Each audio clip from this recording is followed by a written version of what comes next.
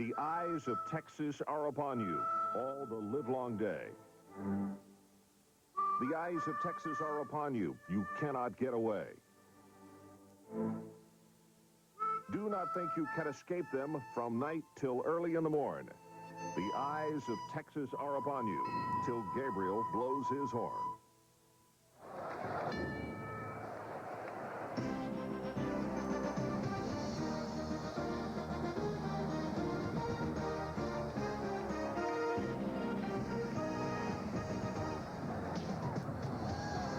Tonight at Memorial Stadium in Austin, Texas, there are almost 80,000 sets of eyes prepared to watch the Auburn Tigers, ranked number 13 in the nation, take on the Texas Longhorns. Hi, everybody. I'm Ron Franklin, along with Mike Gottfried. Welcome once again. It was Saturday evening of prime time CFA football.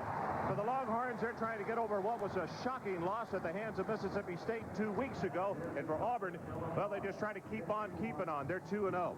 Peter Gardner, quarterback for Texas, did not have a good ball game against Mississippi State. But that's all the youngster has heard, Mike, for 2 weeks, even on the headlines of the paper today.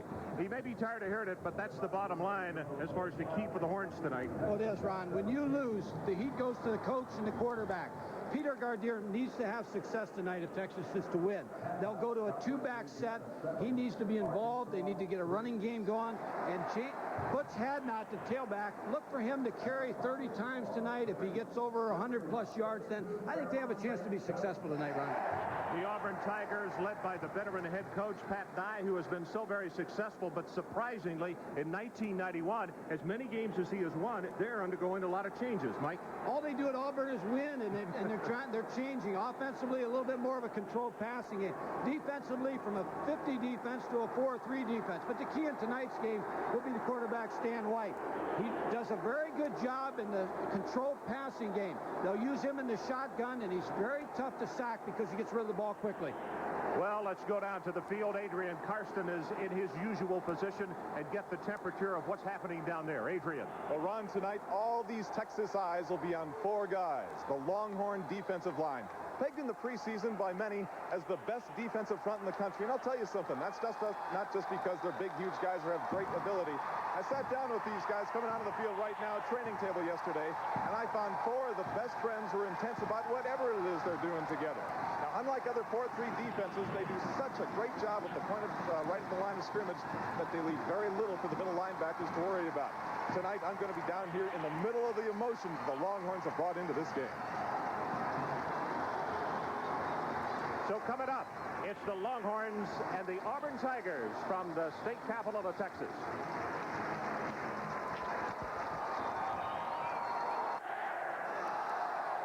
Memorial Stadium in Austin, Texas, and just an absolutely magnificent evening for football as a cold front came through here day before yesterday.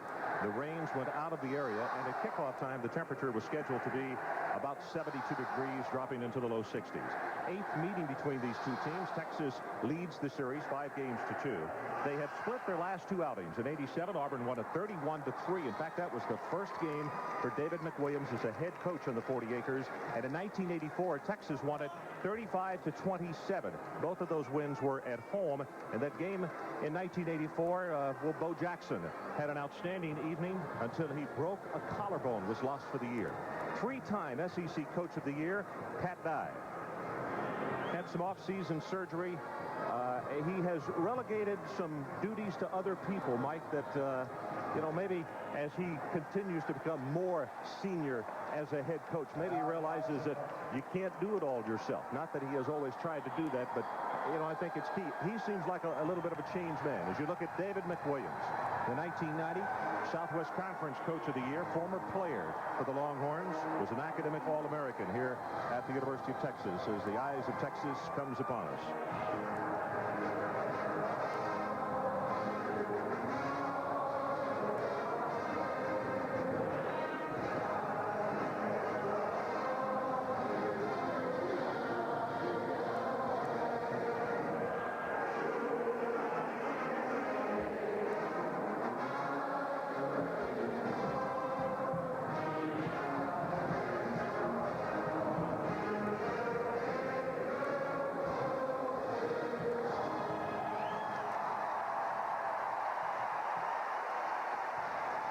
as we get set for the kickoff in this one. Let's talk a little bit more about the keys in this one tonight.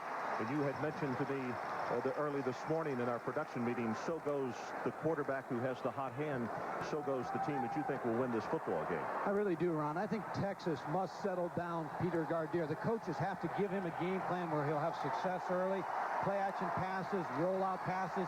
But Butch Hadnot must have a 25-plus carry game, over 100-yard rushing game for them to win. Jason Post will kick it off. A look at Jason right there. Number 1 is Parker, who is a wide receiver back in a triple safety. Bailey, who is very, very dangerous, number 18, along with Pedro Cherry, number 28 for the Auburn Tigers. Quite a few people have ventured over from Auburn for this ball game. It is not all burnt orange in the stadium as this one is underway. Bailey from the 2. Big opening, and he's got a lot of running room all the way out to the 39-yard line. Now let's take a look at the Energizer starting lineups tonight. First of all, for the Auburn offense, getting better and better. Stan White, he is the man, number 11. 2 very good tight ends. Watch number 85, Fred Baxter. And up in the offensive front, anybody who wears a 55 extra long jacket, well, Eddie Blake is a very hard man to get around, and that offensive front will need good services from him tonight.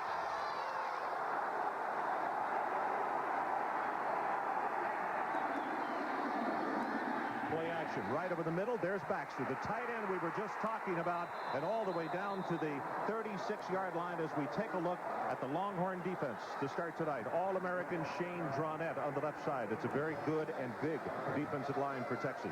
Boone Powell, 56. He's the one that's going to have to keep check of those 2 Auburn tight ends tonight. And in the secondary, very large for a strong safety, Lance Gunn. He's around 225, big hitter for the Horns.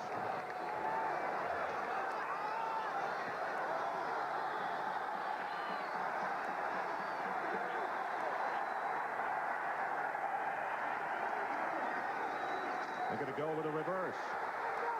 Parker tries to get it outside, gets by the linebacker and will be knocked out of bounds, but that is going to be very close to the first down, and Auburn has come out with a bag of tricks in the first 2 plays. Well, if you want to loosen up a defense, this is the way to do it. Pat Dye's offense starts the game out with a bootleg pass that they threw to the tight end, and they come back with a reverse. What that does to Texas defense, it unnerves them a little bit right off of the bat. They just need to settle down and try to draw a beat on Auburn. Almost makes you think that there was a Bowden on the staff.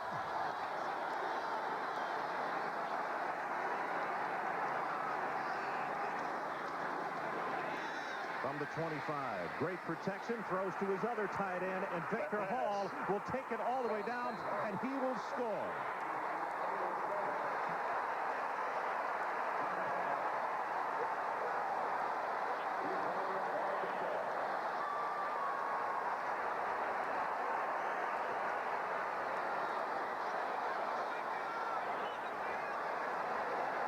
Texas is stunned defensively. You know, when you play Texas, you're playing a lot of man coverage in the secondary. That's why you use a lot of crossing routes, and that's where they were able to hit the tight end on a crossing route for the touchdown.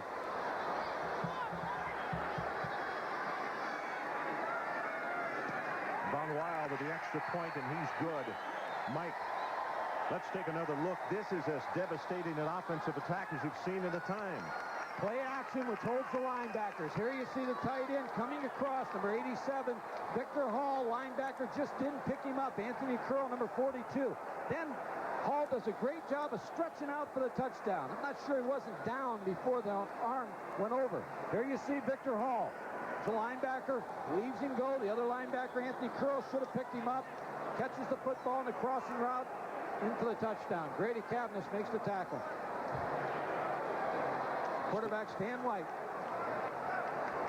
Stan White's reaction, and I guess he is elated. What a way to start a football game. Bam, bam, bam. Everything working on all cylinders because the kick return team almost breaks it. They give him excellent field position so you don't have to go conservative with the first call. He hits the tight end, then they run the reverse. Another pass to a tight end there in the end zone. Ron, when you bring a team on the road, especially Texas, where it's a tough place to play, that's a great drive to try to silence the crowd. Well, you know, maybe it's overworked. but it is very true. To take the crowd out of a game early is extremely important. So, and that's the point that you're making. And right now, they've taken close to 80,000 out of the ball game. Well, they've also put pressure on an offense that had trouble in an opening ball game. Now Texas offense has to answer that call.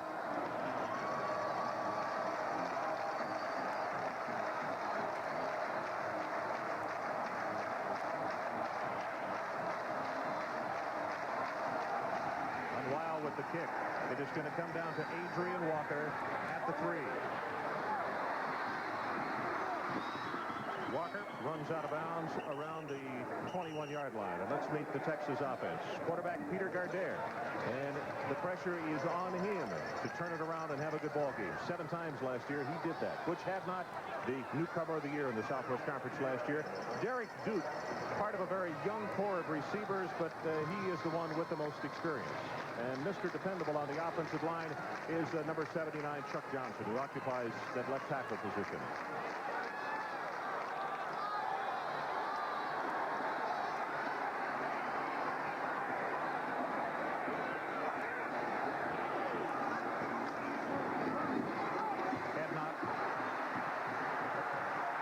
The corner has 6, now 7. And let's take a look at the starters for the Auburn Tigers on defense tonight as they continue to make some changes.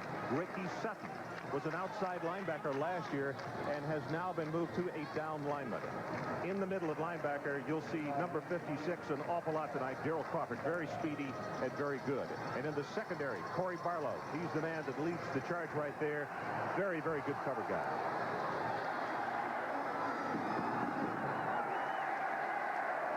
Texas with a reverse. Kenny Neal. And he will be tackled short of the first down, I believe, as he crosses the 30 at the 31. And now let's see where the spot will be. 72, John Wilson, the senior from Haleyville, Alabama, 6'6", 255, was outside to make the stop. And referee Joe Thomas, who is from the Southwest Conference, will bring the chain in to measure. This is a split crew tonight, Mike. What are your feelings about that? Well, I said the other day, when you're a visiting coach and you're on the road, you like to see them because you get to see at least 3 of your own people. But when you're at home, you like to see a full crew of your people. It's my understanding next year there will be no more split crews, right? That's true. Well, what do you do in this case? Do both teams come together and say, hey, we go out and get somebody from the ACC or another conference, or what? An SEC crew would come in here for this game in the Texas Stadium. If Texas went back to play Auburn, then it'd be a Southwestern crew.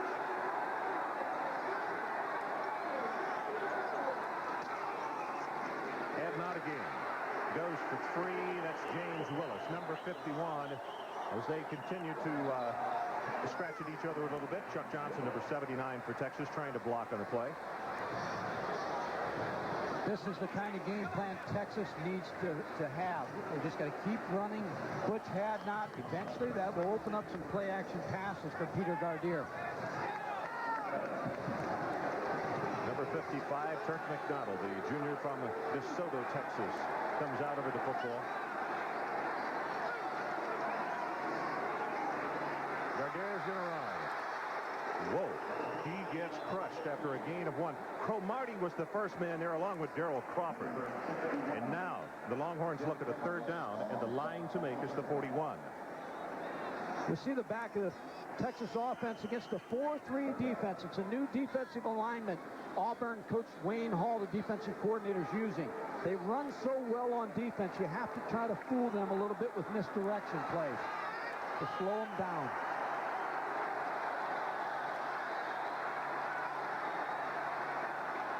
Walker and Wilson, the split backs. They'd like to throw to Walker a lot. He gets the pass, turns it upfield, and is going to be short of the first down. As Gardere got annihilated just as he got the pass away. Okay, that's a deal. Benny Pierce was really putting pressure on, and Texas will have to kick it away. Kelly McClanahan, 7 times he had to kick against Mississippi State. And this is Bailey, who was back at a deep single safety. He's the one that shocked Ole Miss just before halftime last week.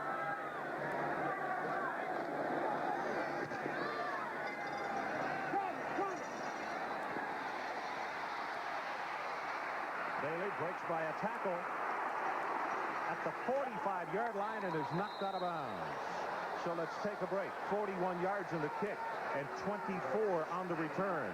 It is Auburn 7 at Texas nothing.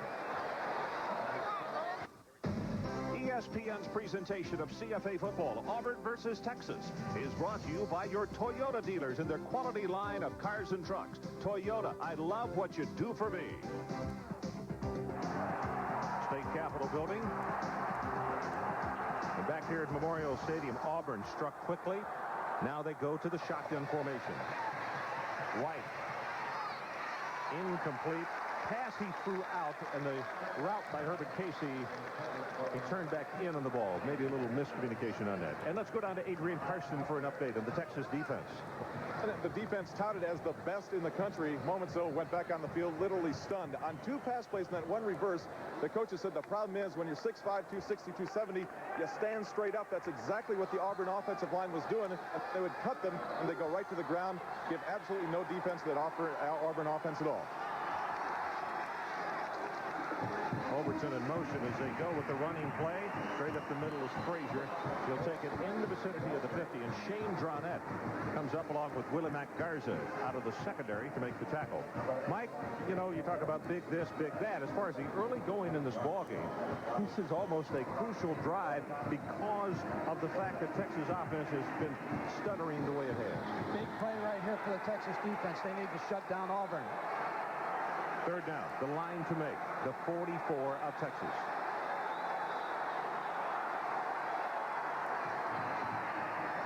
Pressure up the middle, and it is dropped. Good heavens, Victor Hall was wide open.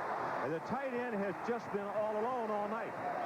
So Texas dodges a large one.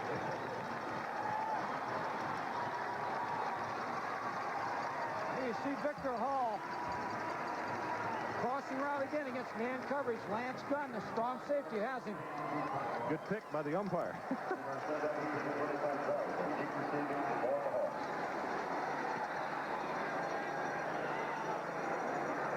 Garza calls for the fair catch and makes it at the 14-yard line. 36 yards in the punt. And for the second time tonight, Texas will get the football, and for the second time tonight, it will be deep in their own territory. ESPN continues its exclusive coverage of Thursday night college football this week from San Diego's Jack Murphy Stadium as the Bruins of UCLA travel south to take on the San Diego State Aztecs. Mike Patrick and Mike Gottfried will be there for the shootout.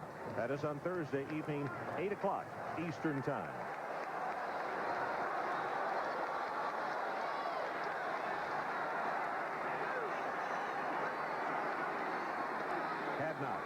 Bounces off the tackle.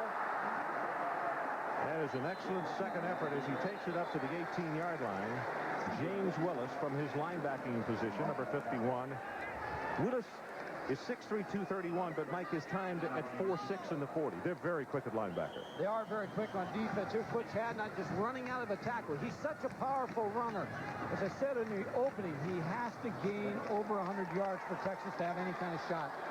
3 carries for 14 yards for Hadnot.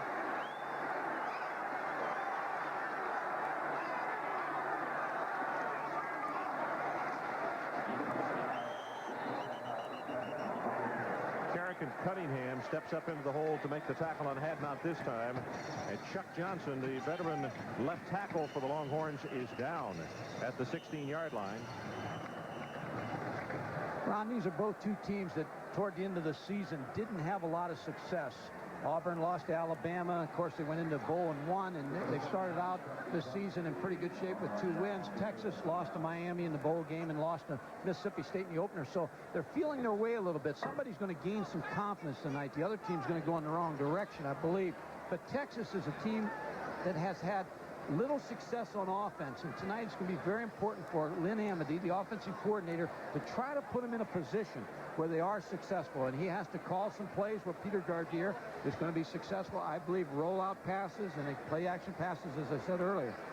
One of the things that also has been changed for tonight, Lynn Amity is normally in the press box, and they have now put him on the sideline so that as much as anything, he can have more personal contact, according to Coach McWilliams, with his quarterback and try to help settle him down a little bit. Well, you hope that's the case.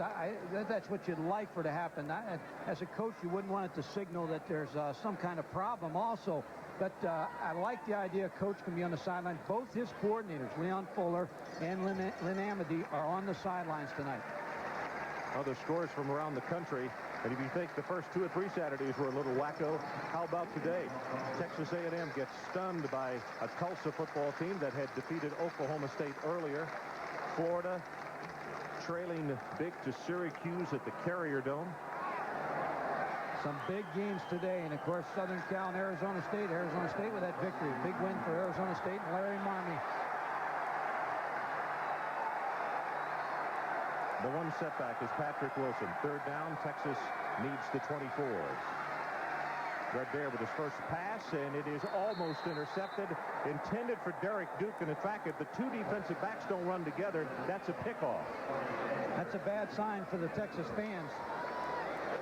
Peter Gardere, drop back pass. He's going to try to throw the curl route to the left. Pretty good protection. Steps up. Threw behind the receiver. I'm not so sure that's not the receiver's fault. And that's what David McWilliams said at Mississippi State. Here you watch the receiver, and here's the collision coming to 2 defensive backs of Auburn. Freddie Smith, number 6, almost picking it off. But Pina actually had a better shot at it, number 23, and then Smith has hurt himself going after the football. Well, David McWilliams told us last week that the Mississippi State game, the receivers ran wrong routes. And actually, when they needed 10 yards, they ran 7 yards. And I don't care how good a quarterback you are. You need everything. It's like the typewriter effect. One guy makes a mistake here, another guy makes a mistake. You need everybody in sync, and Peter Gardere needs a lot of help on this offense to get some confidence.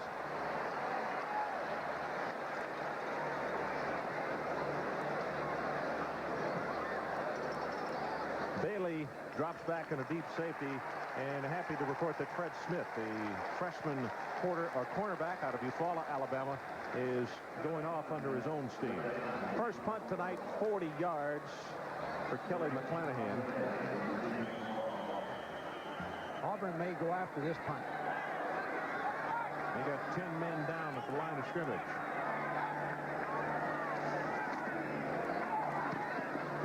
Tigers have the return on. Bailey gets by the first man down, and what happened was the Texas player realized he was going to be too close to him, and Burdine had to back off. Let's take a timeout. Auburn 7, Texas nothing. SEC rival Tennessee and USC battles Oregon in a college football doubleheader next Saturday live on ESPN. Auburn leading 7-0, has had wonderful field position all night. Frazier straight ahead, runs over a tackler inside the 40, and he's down to the 37-yard line.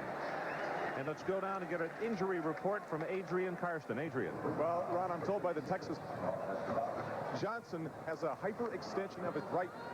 10 seconds ago, he's just carted off. Take a look at it, probably get some x-rays. Be a big loss for the Texas offensive line. He is looked to as the leader of that unit. So Chuck Johnson, his right knee, a hyperextension. 2nd down and short. Big opening for McMillan, the sophomore out of Selma. And he barrels down to around the 31-yard line. And that is plenty enough for the first down. Boone Powell on the stop for Texas. Oh, and you've had such great field position like Auburn has. They just have everything possible to do. They started their first 2 series throwing the football. Now they're running the ball. Bo Robinson and Shane Dronette, the 2 number 1 defensive ends, come to the ball game. Wilson and Higgins have come in for a couple of plays.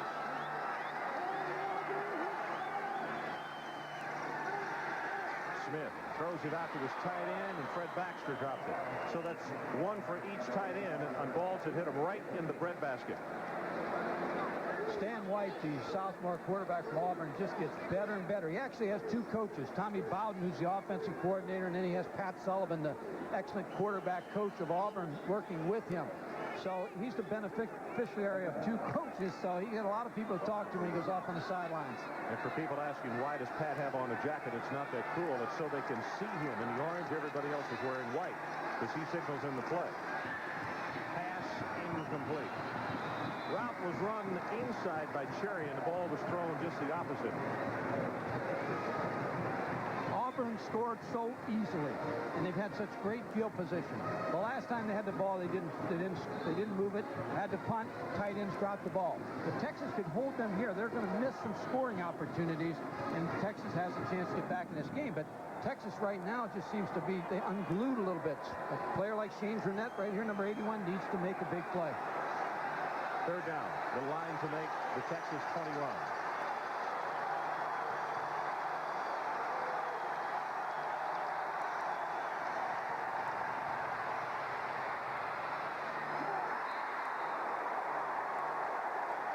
Incomplete. Pedro Cherry hit hard by Willimac Garza. Von Weil is very capable of kicking at this distance. He was doing it in the warm-up. He's 4 of 7 this year. Spent his summer kicking at an upright that was only 9 feet wide so that he could be better prepared for the narrow goalpost. This is going to be an attempt of 47 yards.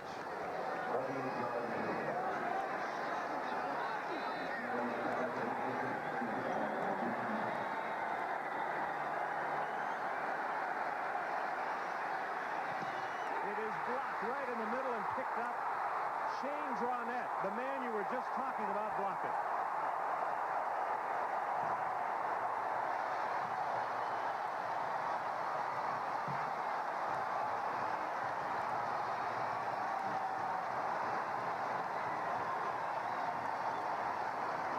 Ron, that's what you need out of an All-American. Shane Durnett just turned this game around, and if you're Pat Dye on the Auburn sideline, you've seen 2 excellent field position opportunities slip away that may come back to bite you.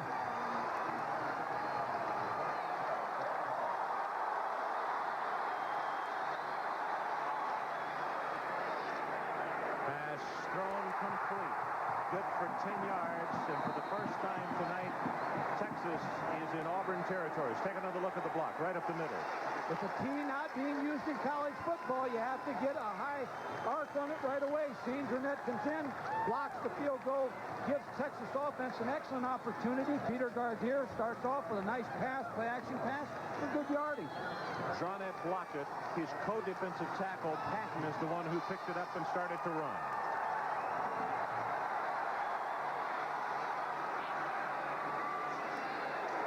Wide open.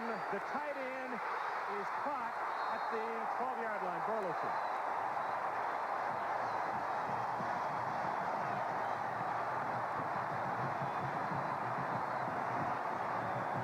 Ron, it looked to me like that was very close to being out of bounds, but a great throw by Peter Gardier. Here's the fake that Butch had not. You see the tight end running free, Jason Burleson.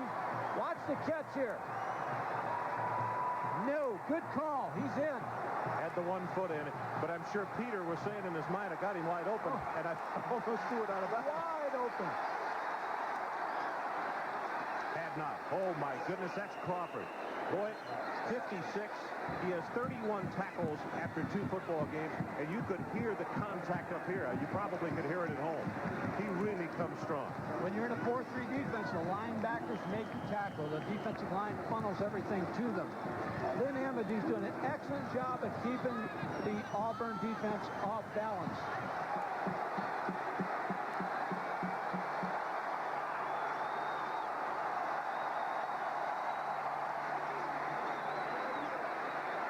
Gardier will run for a couple, knocked down at the 10-yard line, and now Texas looks at a 3rd down situation, and they need the 2-yard line. Ron Franklin along with Mike Gottfried and Adrian Karsten. Glad to have you along from Memorial Stadium in Austin, Texas, as a full moon is about to brew over the top of this packed house. Ron, they may do the same thing here that Auburn did to them. Drag the tight end across underneath. A little play action, draw the tight end across the middle, try to catch him in man-to-man coverage and get him free. 76, Walter Tate checks in for the ball game. First time we've seen him tonight. Gardier. That's Tate, and he will sack him at the 12-yard line. Tate with a 2-game suspension, and Pat Dye said he wondered what things would be like when he got him back. He thinks he's still overweight. But I'll tell you, I think I'd let him play overweight if he can produce like that. Pat Dye has to feel pretty good about having him on the team playing. Walter Tate comes in, makes the play. There's just nobody open. Just good coverage. Walter Tate comes off a block, makes the play. Jason Ziegler to attempt a 29-yarder.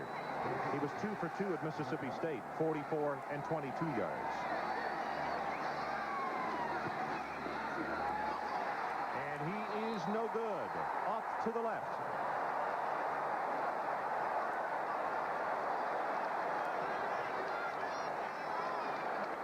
Well, it's time now for a weekly presentation of the Toyota Leadership Award. And today's winners from Auburn University, Pedro Cherry is a junior from Windsor, North Carolina. He received the Greg Pratt Award for the freshman minority student athlete with the highest GPA, and he's a member of Phi Eta Sigma. And for the University of Texas, Scott Gooch. He's a senior from Bridge City, Texas. He's a member of Big Brothers Big Sisters, the Adopt a School program, and is a volunteer at the Ronald McDonald Children's Hospital. Toyota pleased to donate $1,000 to each player's school and their general scholarship fund.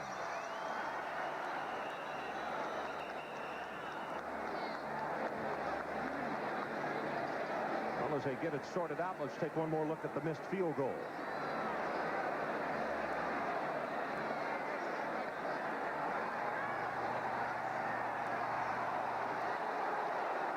There's the missed field goal, Ron. And as I said before, an offense who's struggling needed points on the board. They had a good drive. The coaches need to pull them over to the side and tell them that we had a nice drive. We just got to hang in there. There's a dejected kicker.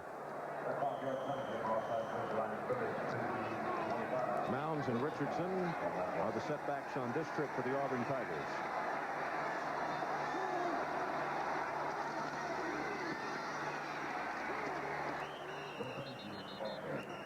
James Patton makes the stop defensively as the running play will go in the vicinity of the 28-yard line. And now it is going to be a second down for Auburn. Ron, I went up to spring practice, and Pat Dye was telling me about Joe Frazier, the tailback. He was a middle guard in high school, and guidance counselor from over Montgomery called him about him, and he gave him a scholarship, and look at now, he's the starting tailback. He never ran the ball in high school either, did he? McMillan battling, and he will have the first down as he fights it out to the 35-yard line. Anthony Curl and Bo Robinson there to make the tackle. I understand he was in on 2 offensive plays in high school, but he never carried the ball. No, this is all new to him, so he's just going to continue to improve. Pat Dye really liked him in spring. I don't think in the spring when I was at Auburn that he felt like he'd be a starting tailback, but he has just blossomed, and Pat just feels like he's getting better all the time. See at Arkansas. It's first down. See the Arkansas score. They're trailing Southwest Louisiana 7-6. That game is now in the 4th quarter. It's a rough day for the conference. Has it? Has it ever been?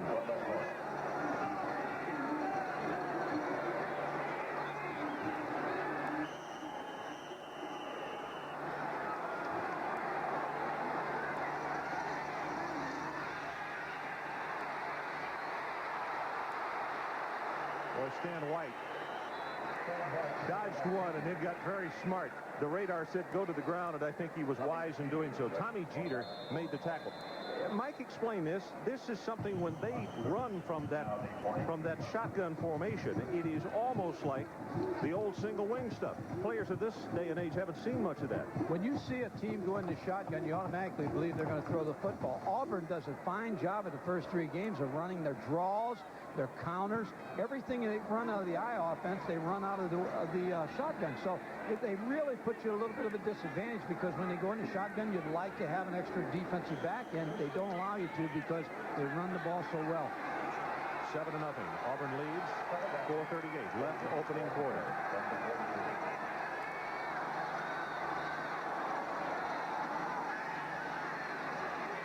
Gets it out to his running back. That's Frazier. And it's going to be short of the first down. We'll call it 3rd down and 2 as Pageant and Curl, 2 of the linebackers, there to make the hit for Texas. You see Auburn in the shotgun. Watch Stan White lift his foot. What he's telling his center, the center's looking back.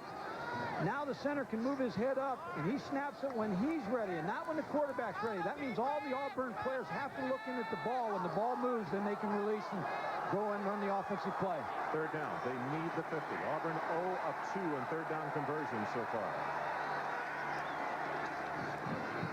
Pitch back to Frazier. Oh, what a hit by Michael Paget. Good heavens. Well, it's two series that defensively players have come up big, but now it is incumbent upon the Texas offense to respond, Mike. Well, the Auburn defense responded, and now Texas defense comes back. Michael Paget makes the play, but what made that play was the penetration of the defensive line against the offensive line of Auburn. Off the side of his foot. Garza on the run will pick up an extra 3 yards and then goes out of bounds. So let's take a break. 3:14 left opening quarter. Tigers on top. But right now it is shining on Auburn. Is that a harvest moon from Alabama? 7-0 is our score. As you look at Darryl Crawford. With very intense eyes. Gardere in the short drop. It is intercepted, and he will score. Corey Barlow threw it right to him.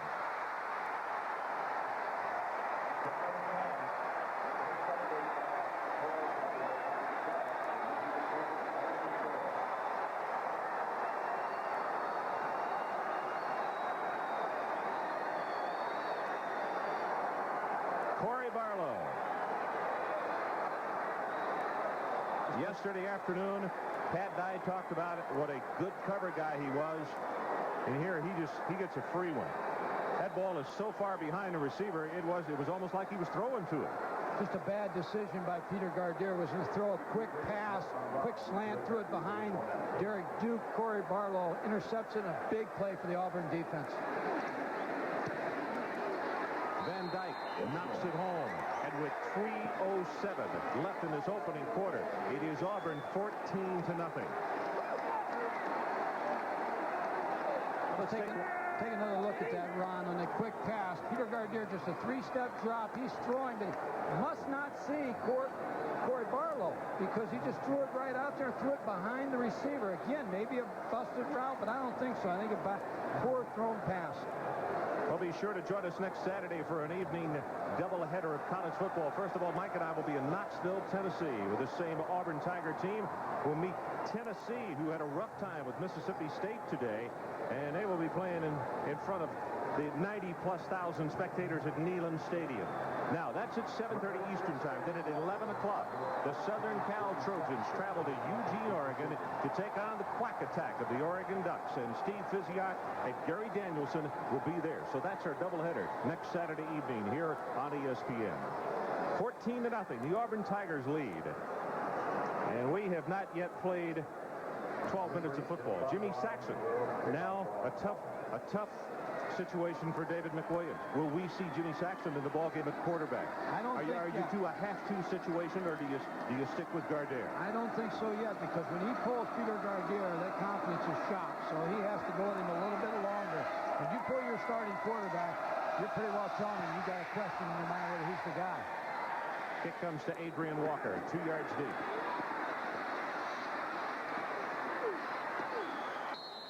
Walker will bring it to the 21 as Morton is downfield on the special teams. Adrian Walker out of Tyler Chapel Hill. What this young man needs is something good to happen for him. But the whole offense, you start to question everything when you've had so little success that they're having offensively. You question the formations. You question everything you're doing. But they have a good enough defense that will keep them in this ballgame. But something good has to happen to this offense, or they're going to be in there for a long, long night. Pitch to Hadnot. Oh, he turns the corner, and what a stick. That is Fred Smith, the freshman out of Eufaula, Alabama. And let's go to Timmy Brando. Ron, it has been a long, tough week for Curly Hallman, the LSU Tiger head coach. It's getting longer and tougher against Vanderbilt. Marcus Wilson, 30 yards to Anthony Carter. The Commodores lead the Tigers at Tiger Stadium 7-0. Another wow I tell you, there shouldn't be any surprises because the first 3 weeks, what is an upset? Nobody knows what an upset is. That's it. We should run a contest. Define upset. Well, that man right there is upset, I would imagine. Lynn Amity, the offensive coordinator for Texas. Horns, unless they drew Auburn offside, are going to get a free 5 yards. Alonzo Etheridge jumped. He's a freshman from Selma. Yep, offside against the Tigers. Joe Thomas. One thing, when you spot that man 14 points like Texas has to this point, his defensive coordinator, Wayne Hall. Dead ball. Offside. Defense. Still second down. Will play a very sound defense, not take a lot of chances with that 14-0 lead. So you've got to work the field now to score against Auburn. You're not going to get anything cheap. About to hit the 2-minute mark of this opening quarter. Very long first period, and I'm sure for Texas fans it has been even longer. Hadnot got to be tackled from behind and is not going to have the first down. That's Etheridge, who jumped offside just a moment ago. And from where they're spotting it, it is about a half-yard shy. 7 carries now for only 21 yards for Hadnot. If I'm Lynn Amity, I stay right with this game plan. I just stay, give the ball to Butch Hadnot, occasionally throw some play-action passes, because that'll get me back in this game. If I go wild and start throwing the football, this game's going to end quick. Texas 0 of 3 on third downs. Hadnot, and he might have. Yep, from the mark, from the spotting from this side, as Gerald Crawford came up and hit him. Now number 36, Adrian Walker checked in, and that means something usually when he comes into the play. When Adrian Walker comes in, they're usually going to throw the football. Butch Hadnot comes out. Butch Hadnot's going to earn every yard he gets tonight against this Auburn defense. They are quick and strong. Very cool tonight. Pat Dye told us yesterday he was hoping to be 95 because it's been so desperately hot over in Auburn.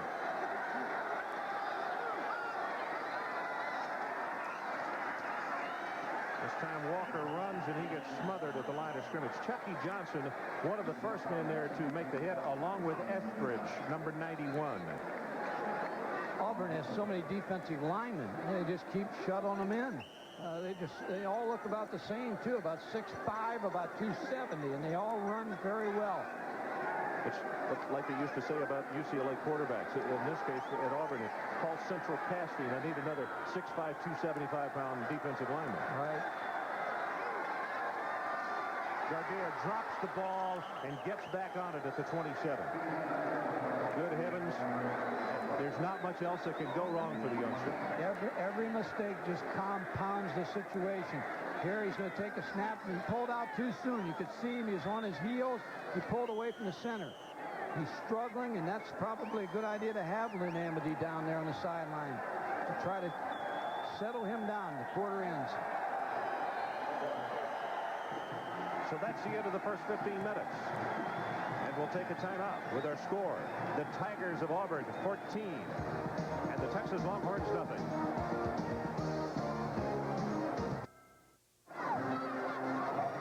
Welcome back to Memorial Stadium.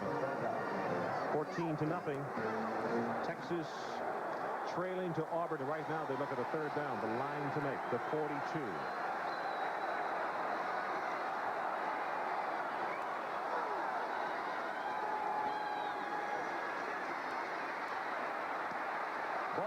Tipped at the line of scrimmage, and it will be fourth down. John Wilson, number 72. And let's get another report from Tim Brando. All right, Ron, thank you very much. Quickly, we've had already Texas A&M upset today. Take a look at Baylor in the first quarter, leading Missouri by a score of 7-0. David Mims, a 6-yard TD run. Arkansas only up over Southwest Louisiana 9-7. Here's a news flash. The Raging Cajuns are not in the SEC. Good point, Tim.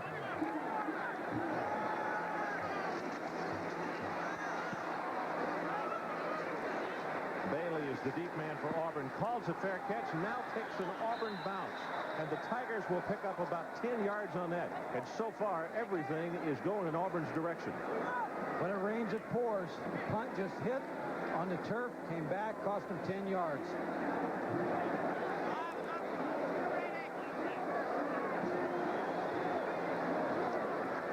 Adrian Karsten with another update for us. Let's go to the field. Ron, thank you very much. Maybe one of the reasons Auburn's playing such wild defense out here, they have played no less than 10 defensive linemen in the first quarter alone. They got to be playing fresh. The 95 degrees all over there all week long. They're getting a good ball once they get a chance to play. Orlando Parker was the pass intended for. It stands for a very pretty pass and knocked away. Good job defensively by the Texas secondary. And I would imagine that Bobby Jack Wright, the defensive secondary coach, with a little sigh of relief. Here you see the play-action pass. They're going for the home run. They're trying to put this one over quick. But Bubba Jacks, number 25, you'll see him, the free safety, breaks on the ball and gets there just in time to try to get into the face of the receiver. Bubba Jacks, a former option quarterback from Conroe High School, just north of Houston.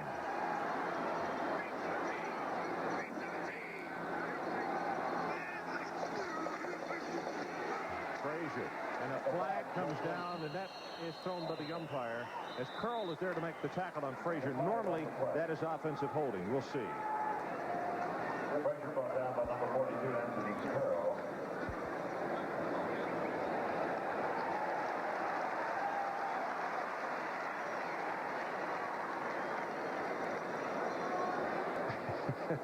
Pat Dye asking who? Well, when you have a split crew, he's thinking himself, the umpire. But The umpire's SEC up right, there, right? He's thinking that's why he's not yelling. Offense, still second down. So now Otis Mounds, number 25, checks into the ball game. A tailback, Tony Richardson, who's a sophomore from Daleville, Alabama, comes in at fullback.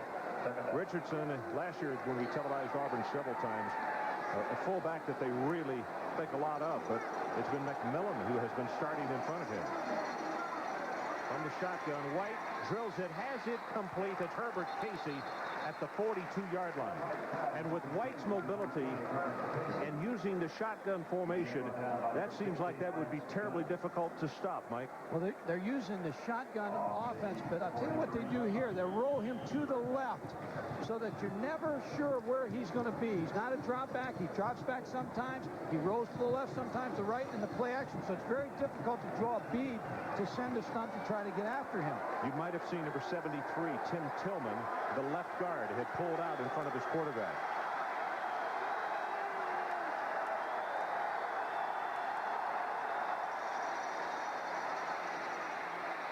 Frazier, his running back, Boone Powell, makes the tackle at the 49-yard line. Not nearly enough for the first down, so the offensive holding penalty stops the Auburn Tigers, and George will come on to punt.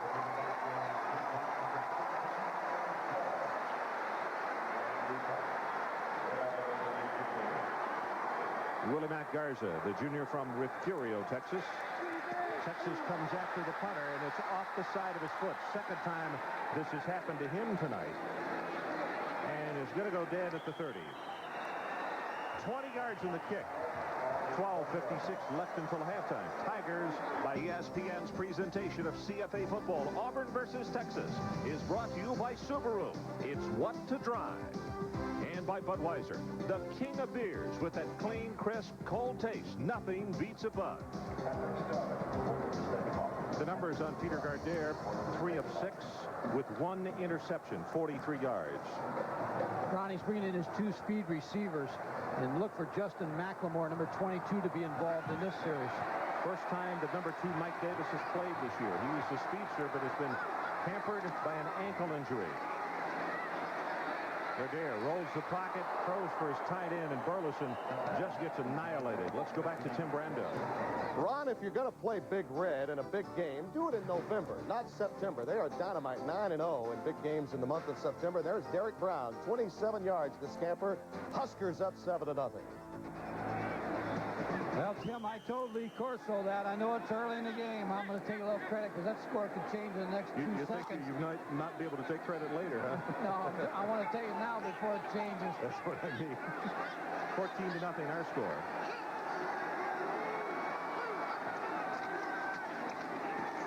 Hadnot tries to get outside, and every time he makes a turn, it's a great second effort.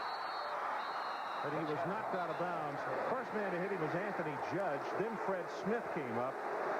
And Hadnot has been a tough man to bring down. He just needs that one more block, it looks like, Mike. He's using that 214 pounds, but he's going to be sore tomorrow because he takes some hits. There's one. There's two. There's three. Number 13 misses him, and he gets another one as he goes out of bounds down the field. You know, I didn't realize he was that close to staying in. If he does stay in, he scores. There was nobody left. 10 carries, 29 yards for him.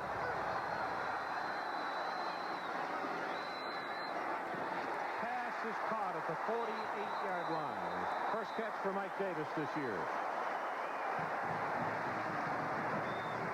He's the man that they have to have healthy. Now, here's where I think the game changes for Texas a little bit. Now, if it doesn't change here, I think Auburn's in for an easy night. But you bring in your two receivers, Mike Davis and Justin McLemore. They have speed, Ron, so they can push the corners back, which should open some things in the passing game for Peter Gardier. Great point. Should open things also for maybe a running game.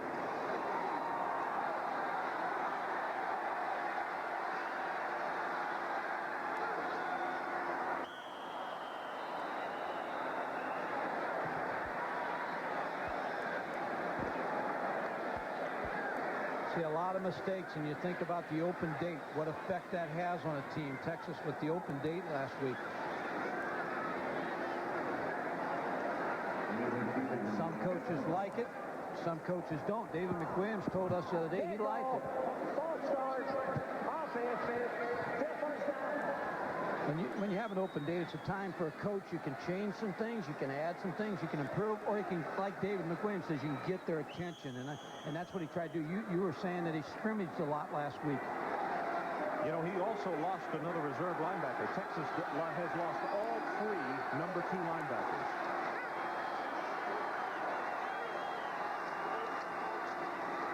Not again to the short side of the field as Texas runs into the boundary, and there's just not much there as Auburn doing a good job defensively again. It's Pierce, number 97, a junior from Valdosta, Georgia, who makes the tackle. Lynn Amity is going to have to do something to slow down that pursuit, a reverse, some type of counter just to slow the Auburn linebackers down. They're just drawing a bead on Butch Hadnot. You know, the other point about the open date that Coach McWilliams made was he said he had 2 or 3 people that would not have been ready to play because of injuries last week. But the player said they wanted to play Hutch week. Gardier misses Burleson a little bit high, and he had him open as the defensive back was trailing. Burleson, a former quarterback, in fact, a good all-around athlete. He played some running back, some quarterback, and now they have him at tight end. I think that ball was thrown pretty good. What Wayne Hall did on that play, the defensive coordinator Auburn, has fired his corner, Fred Smith. He figures he's got a quarterback that's a little shaky. I might as well get after him a little bit and try to slow his progress and slow his confidence level down. Texas 2 of 6 on 3rd down conversions, and they need the Auburn 41.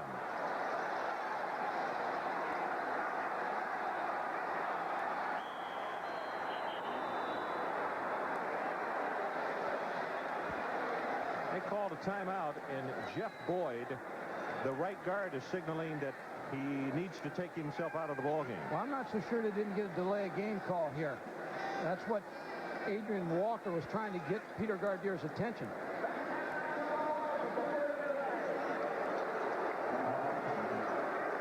Joe Thomas just said before the delay. So the Army storyline looks like this. Hall of Auburn 25-yard touchdown cast. Then Barlow of Auburn with the 29-yard touchdown return of an interception. And Texas missed on a 29-yard field goal. And probably something else to be put down on that storyline is Gardier had Burleson as tight end 8 yards behind the secondary of Auburn, and threw the pass so close to the boundary it took him out of bounds rather than going for a touchdown, and they wound up getting no points.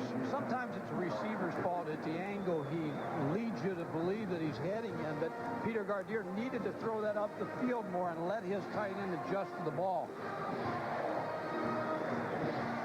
14-0 if you've just joined us. 11:50 left to play until halftime. And Auburn has done a very good job of keeping this home Texas crowd out of the game.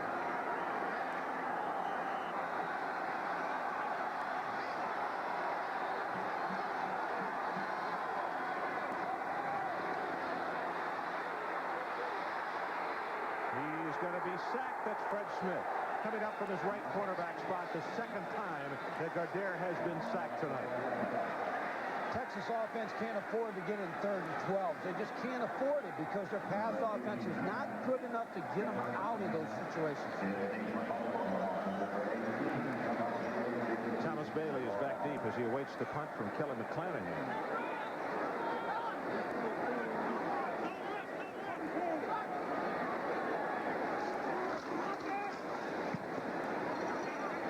This is his best kick of the night, far and away, all the way back to the 12-yard line. And for the first time this evening, Auburn will have to scrimmage from very deep in their own territory. So let's take a break. Tigers, 14-0.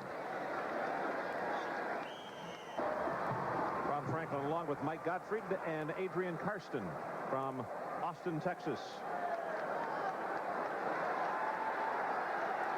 Frazier and McMillan, the setbacks for Auburn.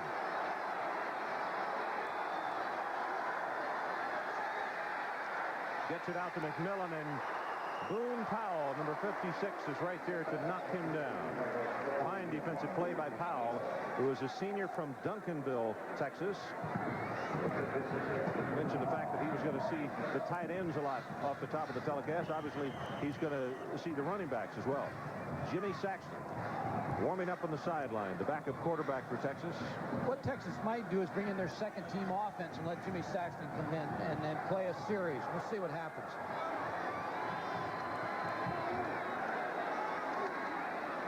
McMillan off the running play, the handoff from the shotgun formation, and he is close to the first down. Shane Dronette defensively. Auburn wants balance. As I said before, you see him in a shotgun, you automatically think pass. But that's not the way it is. They'd like to have a 50-50 split, and they're getting it in their offense. They're going to be tough. They're going to be a tough team to contend with if this offense continues to get better, because I think defensively they've always been strong. That is Fred Baxter, the junior from Brundage, Alabama, coming in at tight end. He joins Victor Hall.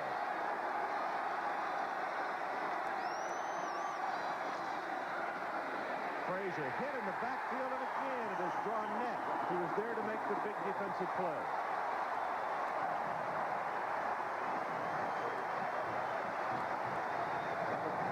Third and short, tried to go outside on the pitch. Texas was ready for him, and again, when you're looking for a player who's an excellent player, look for Shane Dronette, number 81, and Michael Padgett, the linebacker, number 52, will get it. But again, penetration is what caused that play. I think also 92 James Patton, as Texas goes after the punt again, was there with pressure. Here comes Garza. Boy, the Auburn special teams playing a heck of a game tonight, as they will stop him cold just shy of the 45. Ron, an interesting thing on the Auburn special teams situation. A graduate assistant named Tommy Ray is the special teams coach. Pat Dye likes him so well, he turned it all over to him. The cheer that you hear going up right now is everybody loves a backup quarterback, and that is exactly what has happened as Jimmy Saxton, whose father was an All-American running back at this school, comes in to direct the Texas offense. He's an option quarterback, so let's see if they go to the option.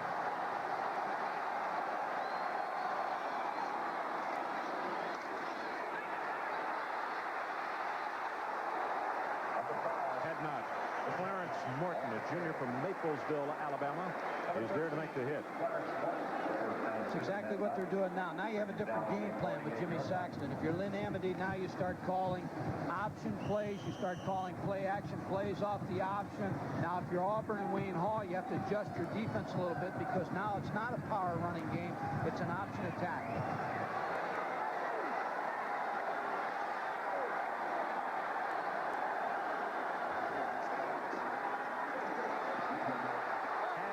Spinning forward, great second and third effort. He'll have the first down.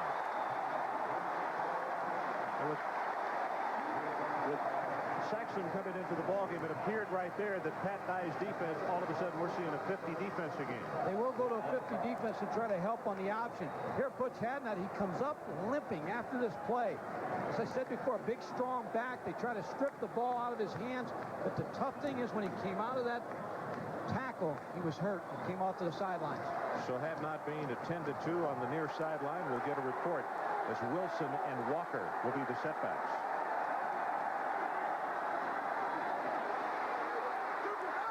Adrian Walker.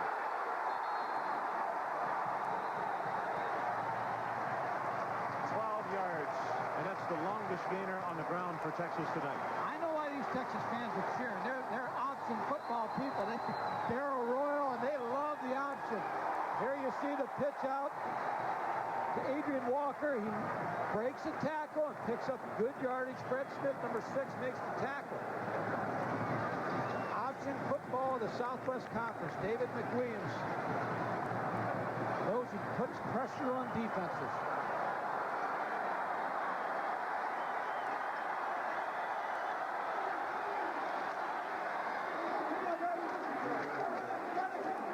Slides out of bounds at the 30. And again, Mike explained this to us. The fans at home sit there and say, why do you run into the boundary? Or why do you run to the short side of the field rather than the open side? Well, a lot of times you choose to run into the boundary because Auburn will move their defense to the wide side of the field. So you have an extra man to block on the wide side of the field. What every defensive coach figures is a sideline will be their extra man in the short side. But they're forcing you to run the short side because of their defensive alignment.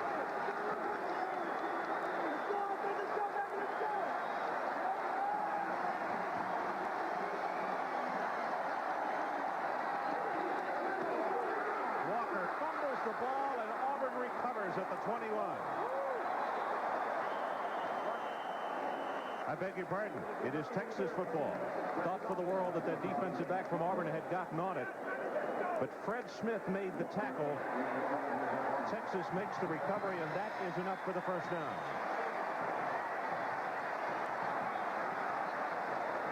There you see the give to Adrian Walker. Now he becomes the workhorse with Butch Hadnot injured, and he just drops the football. Very fortunate to get that one back. Walker continued with his momentum and knocked the defensive back off the ball. Peter Gardere looks on from the sideline. Walker. That's Crawford, number 56, along with Fred Smith, who come up to make the stop. What you always tell your players, you're a role player. When you get your opportunity, Jimmy Saxon, make the most of it. Peter Gardere, you go to the sideline right now, you help Jimmy Saxon when he comes out of the ball game. Your opportunity may come back again.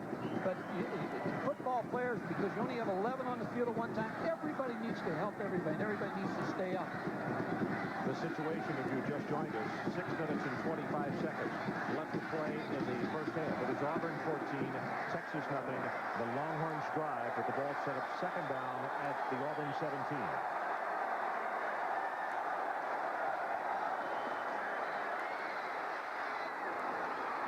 Pass incomplete, intended for Derek Duke.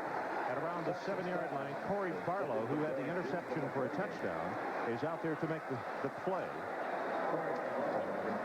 James Willis, number 51, 6'3", 231, another line. And they just seem like they just send in different defensive guys all the time, but he put the pressure on Jimmy Saxon. If I'm calling an offense right now, I'm going to think in terms of 2 plays here. I'm going to try to get this first down with 2 rushing plays. One would be the option. They're down. They need the 12.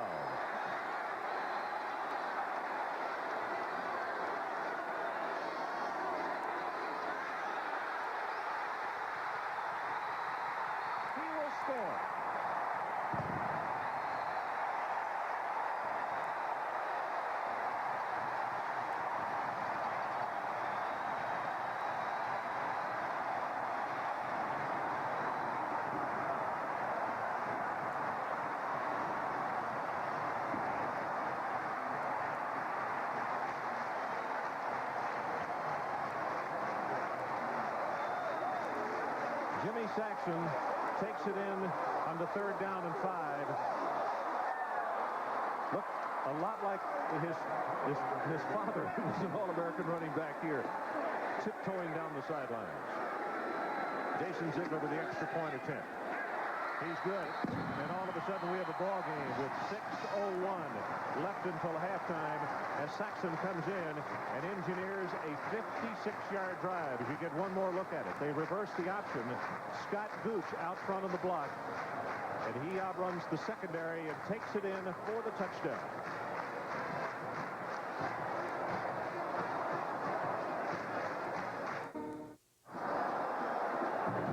14-7 our score following that 56-yard drive by Texas.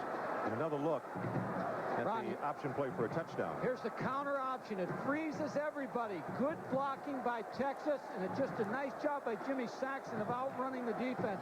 Now you're going to see option football all night. Wayne Hall and his defensive coaches now have to assemble the Auburn defense and say we're up against a different game plan now. 8 plays, 56 yards, just over 3 minutes on the drive. And all 56 yards came on the ground, nothing in the air. That's the first touchdown of 1991 for the Texas offense. Parker. Van Malone goes topside to make the hit at the 25-yard line.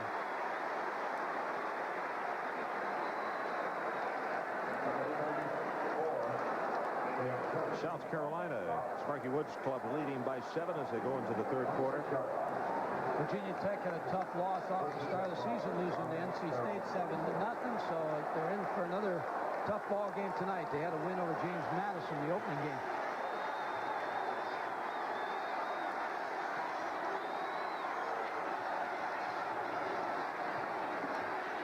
Frazier has 5. Bo Robinson, the junior from Fremont, Texas, comes up to make the stop, but that's a gain of 6, almost 7 yards in the play. The Auburn offensive line, maybe we should give credit and talk a little bit more about them because their surge has been consistent and very good tonight, Mike. Well, when you think of this Auburn line, just think of also they should have Ed King back. He's the underclassman who went with the Cleveland Browns, so they lost a big-time football player in King.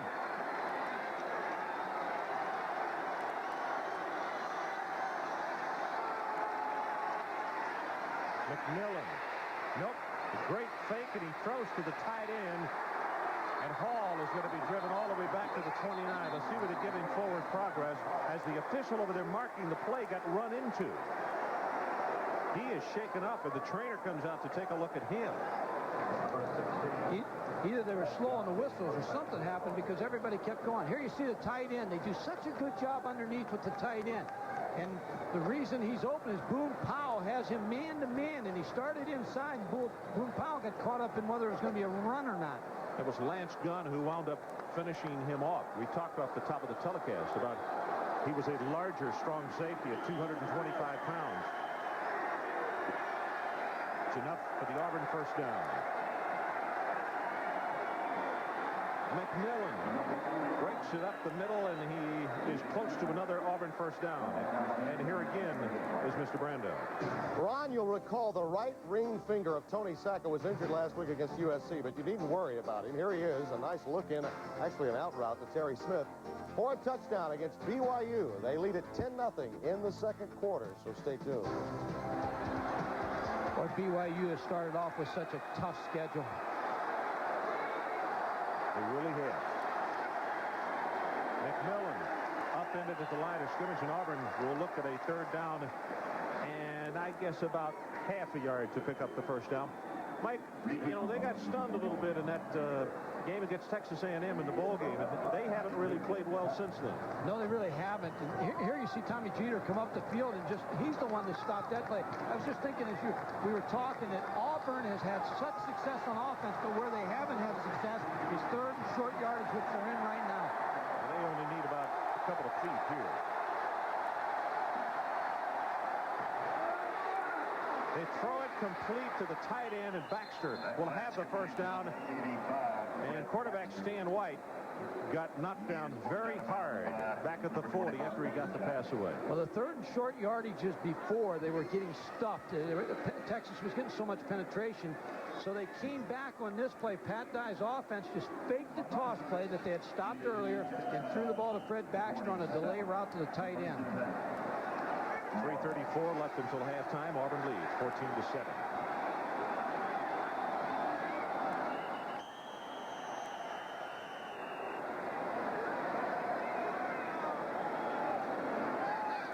Tommy Jeter Meandering back from the Auburn backfield.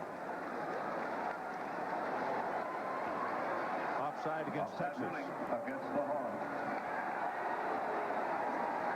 Quarterback gets you in the rhythm of the count. Offside. Defense. First down. Quarterback can do that with voice inflection, a good one. And here you got a sophomore that's able to do that. He's just going to get better and better, which is bad news for the Southeastern Conference coaches. I think you're right. He really likes his new offensive coordinator, Tommy Bowden. Really seem to be on the same page. Yeah.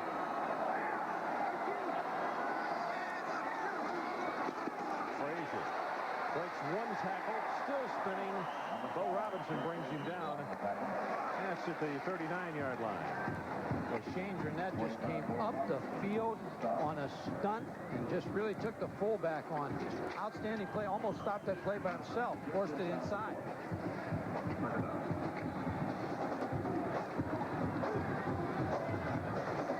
Just checking up on the board, Auburn still has all 3 of their timeouts left as the clock is about to go under 3 minutes until halftime.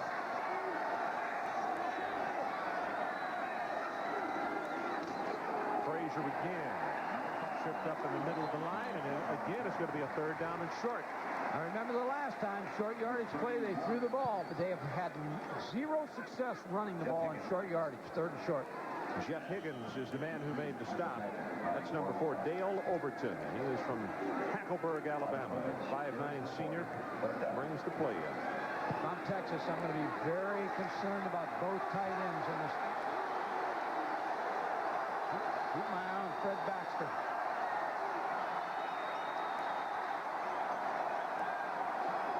They faked the run, and he got Higgins to go for the fake. Auburn will have the 1st down. 31 Higgins just came straight inside and ran right by him. Well, they've done such a good job on 3rd down and short yardage of blitzing. Again, a good call by the Auburn offense. They know they're blitzing on 3rd down. They know it's tough to run, so they ran a naked play. It was a run all the way to the quarterback. Arkansas wins 9-7. TCU. What a tough situation for them as they lost their quarterback, their starter last week. Rice is ahead. You were talking about the job Fred Goldfred has done. Fred has done a magnificent job at that school.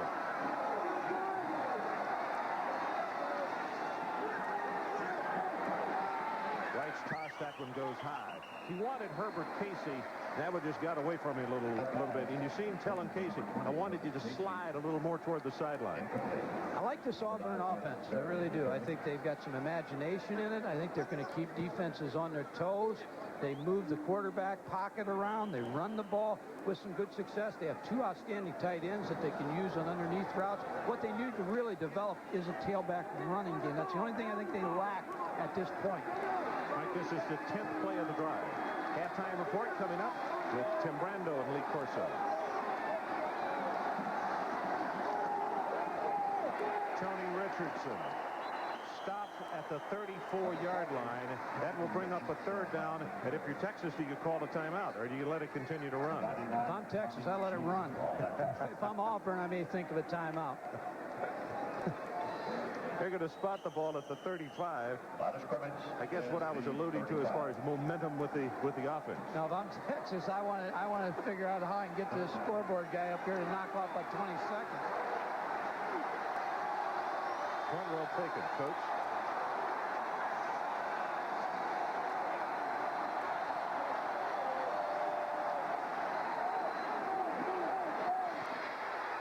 Almost intercepted by Anthony Curl. He might have kept on running, just headed on into the locker room at halftime. Oh, my goodness. Wow.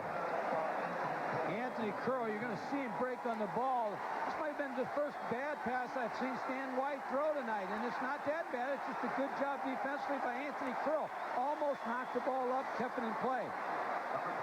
Von Weil will attempt a 52-yard field goal. Had a 48-yarder against Georgia Southern. He has maybe, if there is any wind at all, a little bit of a follow wind. Texas will be trying to come up inside to block another one.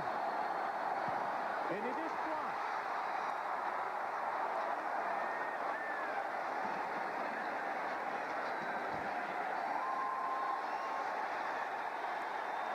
James Patton has his headgear off, and I think he is the one who blocked it.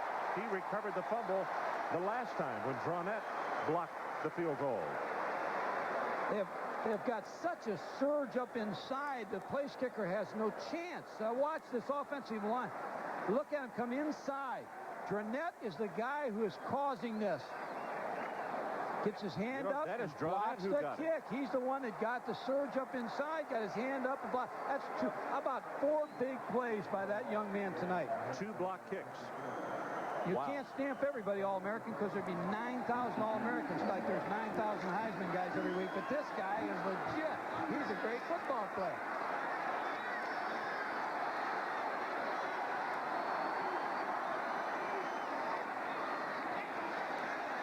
Saxon to throw, has it complete to Burleson at the 49-yard line. Gain of 14.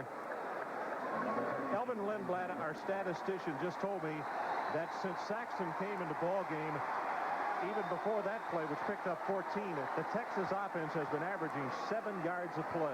Well, he's ignited him. It's like we were talking about. These fans are probably all saying, hey, we knew it all the time. Yeah. But it's not that easy. There's a chemistry. There's a timing is everything. And they pushed the right button with this move. Right now, they better hurry up. The clock is under 1 minute. Saxon throws it complete. And his receiver starts heading for the sideline as Sutton tackles Kenny Neal. Kenny Neal is the only non-Texas player on the Longhorn roster. Everybody else is from the Lone Star State. Did you know that? Yes, we were told that today, and you told us. And I think the thing about when you look at Texas high school football, it's so great. I know when we were at Pittsburgh, we wanted to get in here to recruit. So let's take a break. 32 seconds left until halftime. So if you just joined us, here is our situation. 32 seconds remaining until halftime. It is Auburn 14 and Texas 7. The Longhorns with a second down at the Auburn 43.5-yard line. They have 1 timeout to use.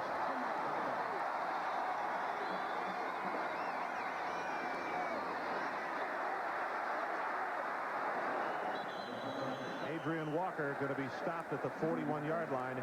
We have not seen Hadnot since he came up limping on that play. Hurry up offense for Texas. Losing too much time here.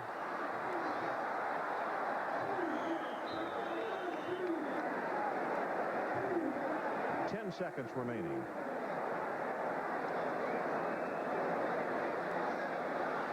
Just now what they have to do, Ron, is try to either throw the ball down the field to get the out route or just take a shot at throwing it to the end zone. With 10 seconds. There's some kind of route where they get the ball out of bounds. Of course, they'll get the chains moving, and they still have their timeout. Don't forget, coming up at the halftime, Tim Brando and Lee Corso will give you the latest update on the games in progress and recap what else happened in college football today.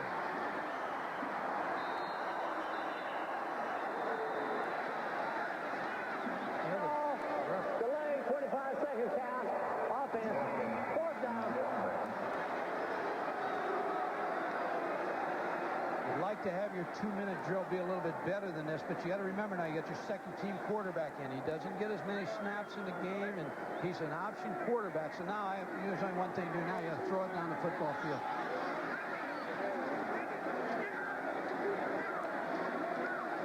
They're trying to decide whether they want to punt the football or run it or what. They still haven't got the play into Jimmy Saxon. I'm just going to pump it on down the field. So it's 4th down. I'd look for some kind of run here just to run the clock out. I think that's what they'll probably do.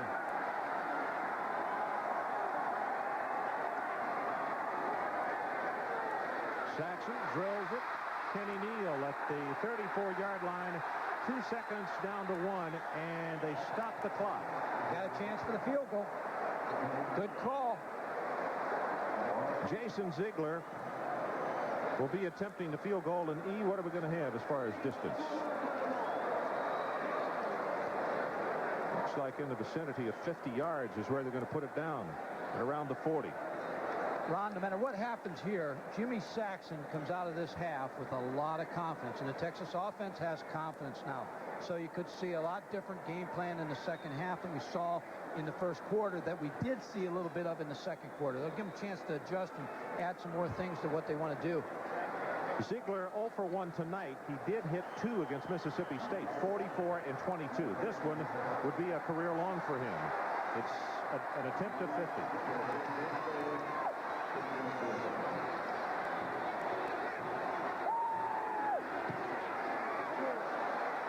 Not going to make it. Well to the right and short. So as they head to the locker room, the two biggest scoring plays in this first half, one came on defense by the Auburn Tigers as Corey Barlow stepped in front of a Peter Gardere pass, and this is what happened. Like he threw it right to him. He will take it 29 yards for the touchdown. At this juncture, the Tigers were up 14-0. But then Jimmy Saxton came off the bench, and the youngster from Austin Westlake takes it in for the touch. Let's take a break. It's halftime in Austin. At halftime is the Auburn Tigers leading over Texas by a count of 14-7. Mike, I thought a play that was very big right toward the end of the half with Texas gaining momentum. A 5-yard delay of game penalty, and Jason Ziegler had to wind up attempting a 50-yard field goal rather than 45. Mentally, there is a lot of difference there. You're right, Ron. The kicking game really has hurt both teams. 2 blocked field goals by Texas have really been big plays. Shane Durnett gets his hand on the field goal. They get such a surge up inside, and there's no chance to get any height on the ball by the kicker. So good job. Now, what Texas has also done a good job is they come in with the second-team quarterback, Jimmy Saxton. Here's the option play, the counter option. He gets good blocking, but the problem that it will give Auburn is that they didn't practice against the option as much as the drop-back game and the power game. Statistics are pretty well even. If you look for one big play in the game to this point, other than the blocked field goals, it was the interception by Auburn, Corey Barlow, for the touchdown that has changed this game.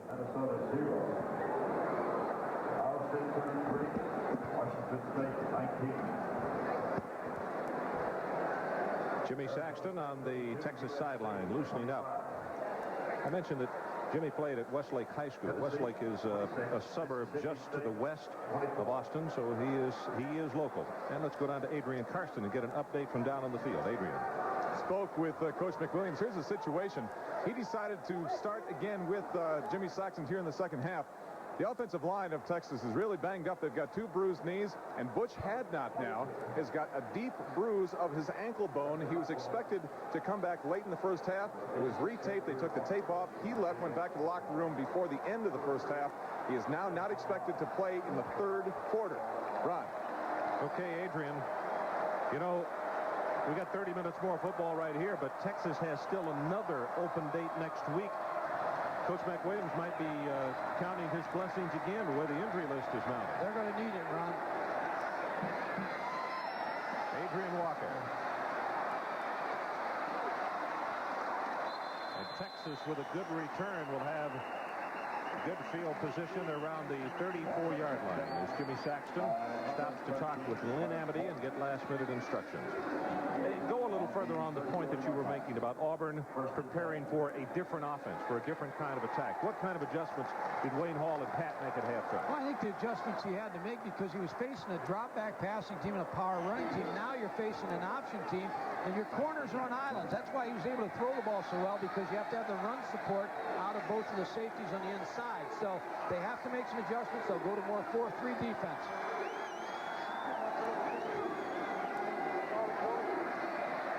Pass tip incomplete. That was Kenny Neal that he was looking for. A couple of offensive linemen who have been changed because of injuries. Boyd came out. We showed him coming to the sideline in the second quarter. Dwayne Whetstone, who was a sophomore from Henderson, Texas, number 75. You see him right there. And Alan Luther, number 65, came in replacing Chuck Johnson, who was injured earlier on. Alan is a junior out of Houston, 6'4", 282 pounds.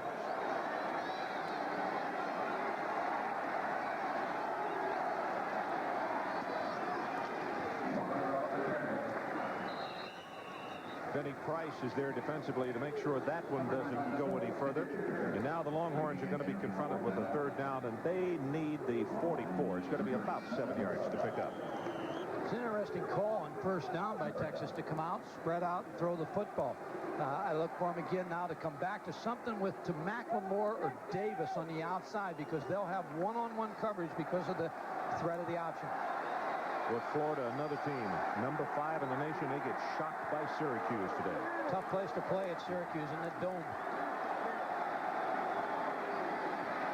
Saxon on third down, delivers it. Curtis Fripp, his tight end, down to the 31-yard line. 31 yards in the play. Now Texas is going to get their tight ends involved like Auburn did in the first half. Here you see Jimmy Saxon on a drop back pass. He's looking for Curtis Fripp to come across the middle. Here he comes. Linebacker trailing him. Number 56, Darrell Crawford. Good gain by Texas. They're in Auburn territory. Here you see Jimmy Saxon again. Just waited just long enough. He didn't push the panic button. He sat in there. He didn't take off running. He waited till his tight end came open. Let's go, let's go! Playing like he has ice water in his veins. He just come out to me. He hasn't made any mistakes. He does seem very cool. He doesn't seem bothered with the situation. As you look at Peter Gardere, and I'll get you to elaborate on that in just a moment about the feelings of a youngster who has to come to the sideline under the circumstances.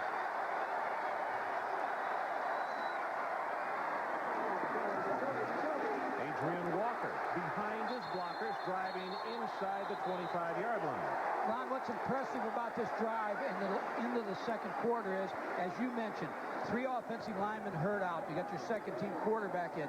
Even during the open date week, they couldn't have worked this particular group together.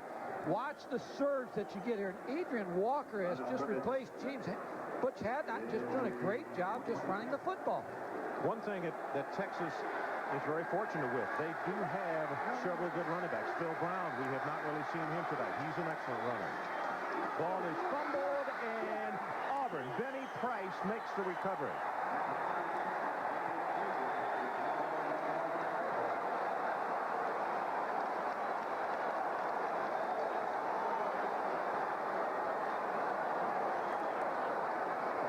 Not a good handoff at all. He just ran, and Jimmy Saxon just ran into his fullback. Just didn't get the ball, Patrick Wilson, and that's the other problem of not working your quarterback sometimes with your first group. With just a fumble, and was caused by Walter Tate. Another big play by Walter Tate.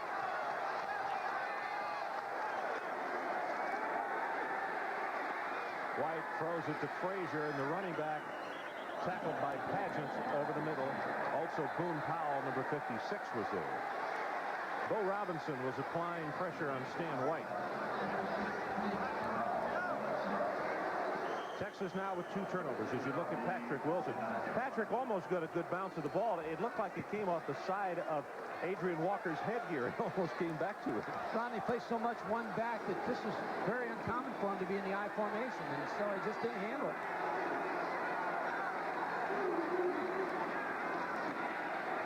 Big stick at the line of scrimmage, and Tony Richardson just had no place to go.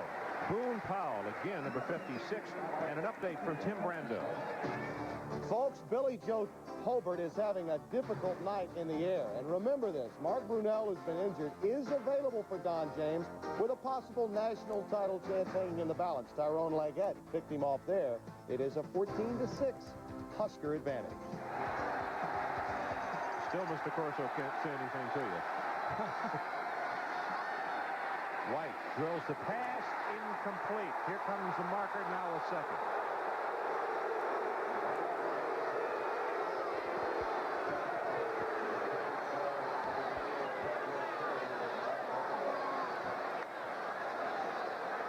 Texas has forced Auburn to throw it third and 4 or less.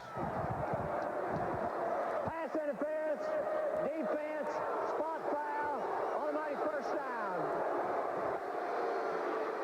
Let's see what happens here. Here's Stan White. He's going to throw just a quick slant-in route. Yeah, I'm going to have to agree with the official. I don't agree with him much, as you know, but I'll have to agree with him here.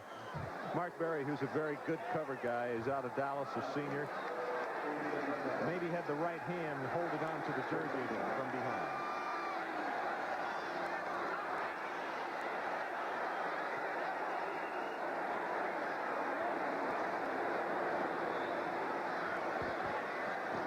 James Patton, number 92, came across.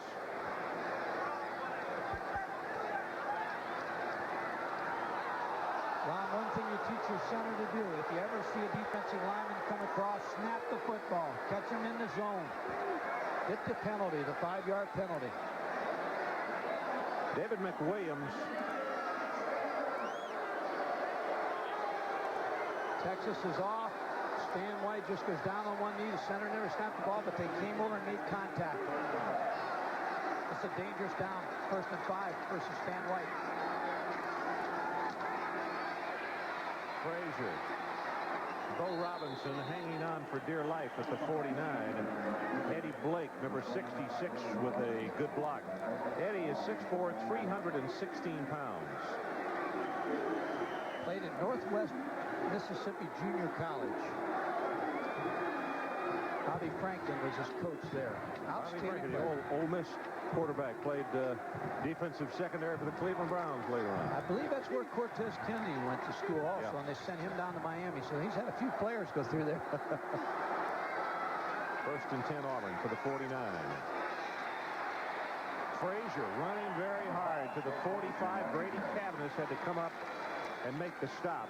And now the most important thing for the Auburn Tigers is the fact that that running game is beginning to click for them. They need the running game. They need the tailback to have a good day. Joe Frazier, he amazes me what he's accomplished. There's Leon Fuller, the defensive coordinator, signaling in his defensive call. Joe Frazier's been impressive. Former middle guard, playing tailback in this league. Wilson and Higgins have come in at defensive end, replacing Robinson and Dronette. Straight ahead with the fullback, and that's McMillan. He kind of lost his footing. Still will pick up close to the 1st down. They're going to put his knee at the 43-yard line. Clock shows 10:40 left in this 3rd period. Auburn 14, Texas 7. You know, that fumble just deflated him a little bit, but the defense now is called on to make a stop. Auburn wants to take advantage. We're in a 3rd and short yardage situation again. Wouldn't be surprised Stan White throws the football again.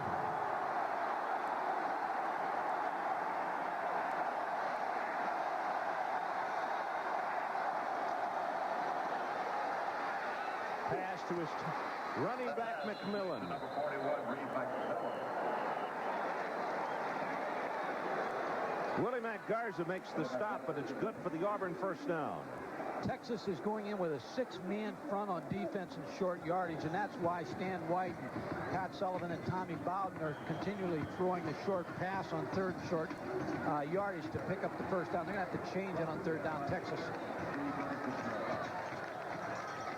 7th play of the drive coming up.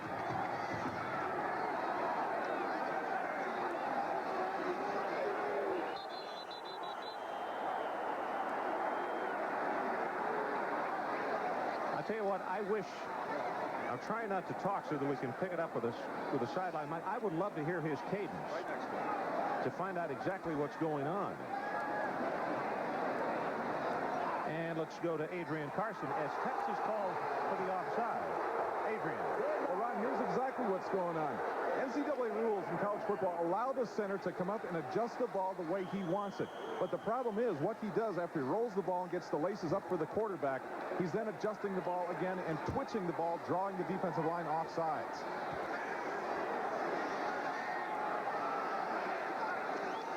Corey Lewis, now he's a backup quarterback, and he throws it back to White, who was wide open.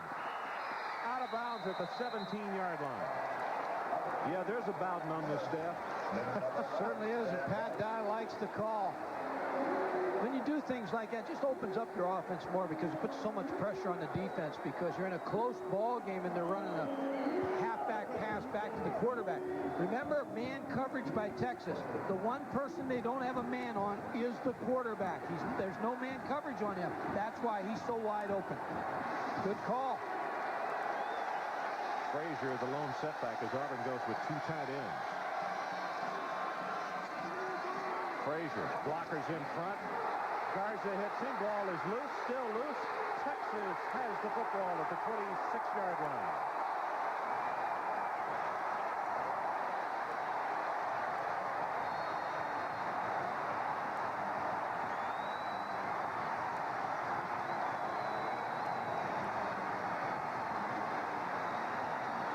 Willie Mack Garza, number 17, came up from the secondary and made the hit, causing the fumble. And then a disagreement broke out between two teams as the coaches ran on the field to separate the players. There are no markers now.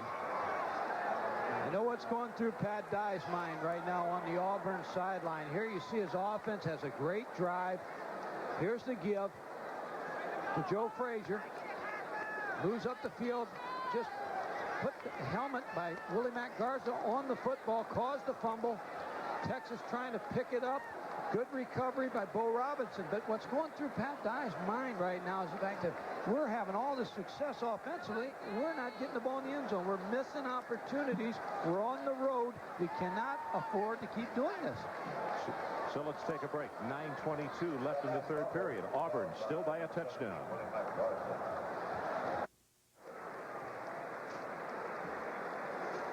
14-7. The player who was shaken up was Tim Tillman. You could see number 73 going after the football. And when his head came down on the football, it's like it came at an angle, so it lifted up his face mask, and he was hit from behind at the same time. So it's a blow to the face. And Adrian Karsten with an update for us. Adrian. Well, Ron, you hear about having a nose for the football. It's exactly what happened. Injury happened about 5 feet in front of me here. Came through, literally the ball hit him in the hole in the face mask and took a shot right between the bridge of the nose and his left eye. Really created quite a laceration.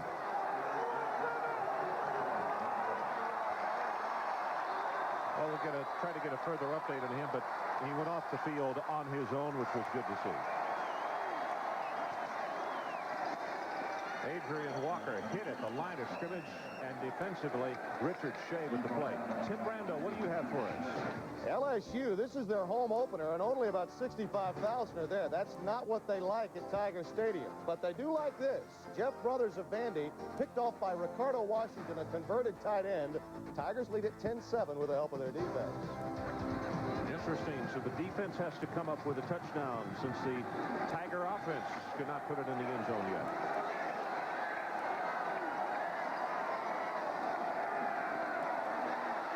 Saxton caught from behind, and it's the third Auburn sack of Texas quarterbacks tonight. This time it's Reggie Barlow, the senior from Albany, Georgia.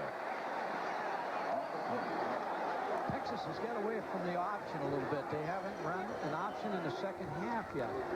And that's what they do best. That's what Jimmy Saxton does best. You got a good look at Stan White, who was getting a chance to relax in the sidelines for a couple of moments. His ball club leading by a touchdown. About to hit 8 minutes remaining in this third quarter.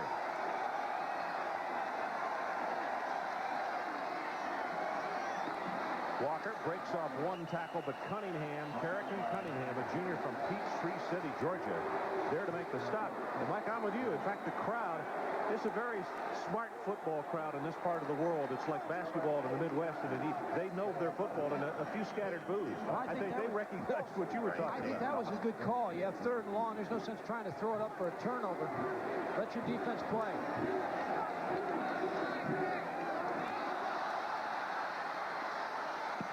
Kick has gotten away. Auburn was offside. Good heavens.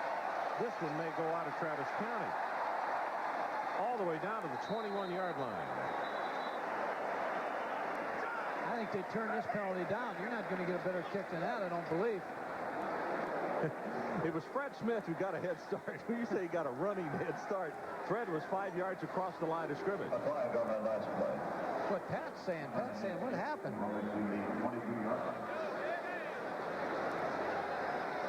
Here you see Fred Smith. He's going to block it one way or another.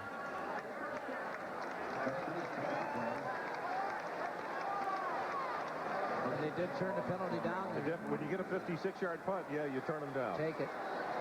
And Fred now says, I don't want to stand next to Coach here right now. Yeah, but he grabbed him. He said, you're not going anywhere, son. Stay right here. I want to tell you a little bit more about that mistake you just made. Pat talked to us yesterday afternoon as his team was going through their walkthrough, but when it came to special teams, he left us to make sure he had a hands-on situation.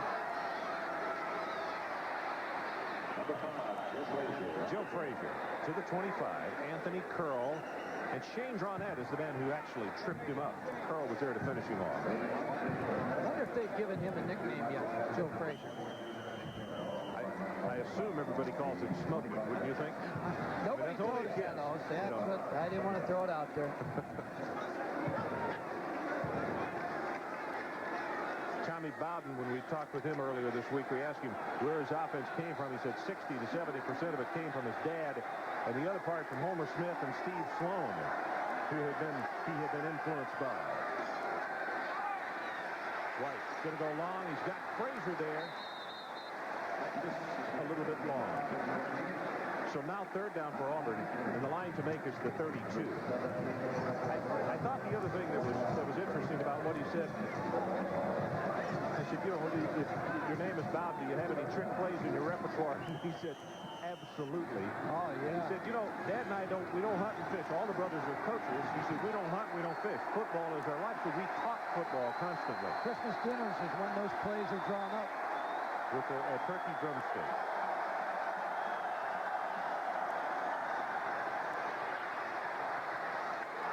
Incomplete. Reed McMillan had it go through his fingertips, and in fact, on a tip ball like that, very dangerous situation. Longhorns are going to get the ball back. Time to use this intercepted. Let's look now and see if Texas goes back to the option on this possession. I think Texas will go after this kick. This looks to me like they have set up to go after a block kick a couple times earlier. George gets the boot away. Good coverage kick, very high. Garza with the fair catch, and he'll make it at the 40-yard line. So let's take a break. 6.5 minutes left in the third period. Auburn still leads. Night temperature-wise, the fans have had fun. It's finally cooled off in Texas. Temperature in the mid-60s.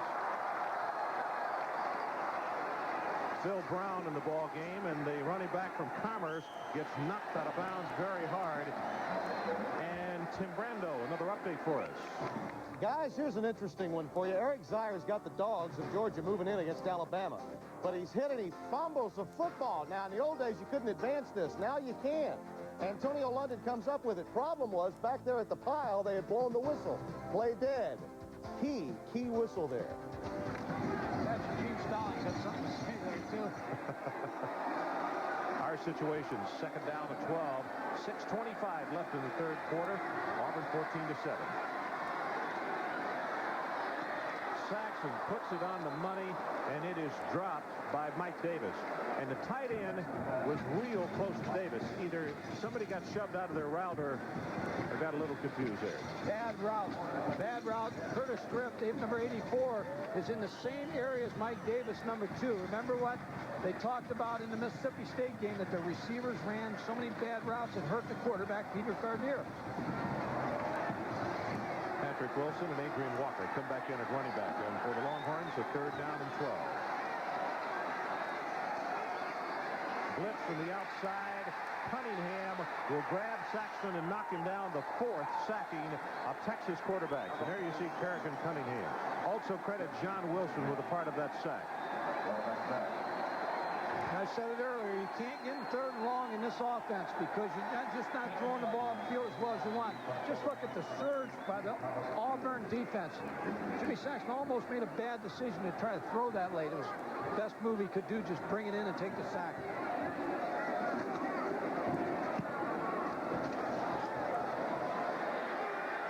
McClanahan's punt. Oh, my goodness. Bailey made a big error when he lost it, had to run away from it. And if you look at Pat Nye on the far side of the field, he is waiting for his return man. Oh, my. Well, the AL East pennant chase continues on Sunday night. The leading Toronto Blue Jays, led by MVP candidate Joe Carter, take on the 3-time American League champion Oakland Athletics, led by Jose Canseco. That's tomorrow night, 8 o'clock Eastern time, and here are the standings. New York belted by Boston 12-1. Oakland 4-0 the final. 1/2 game. 1/2 game separating those two. That's incredible.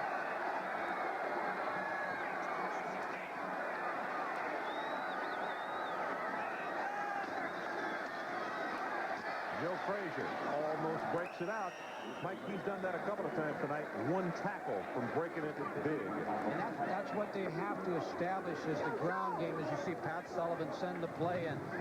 Watch number 52, Michael Padgett, just waits on Joe Frazier. Just makes the back tackle. Again, 4-3 defense. Hard to block the linebackers. Your tackles have to do the good job, though, to keep the interior linemen off those linebackers. They've got to absorb the block of 2.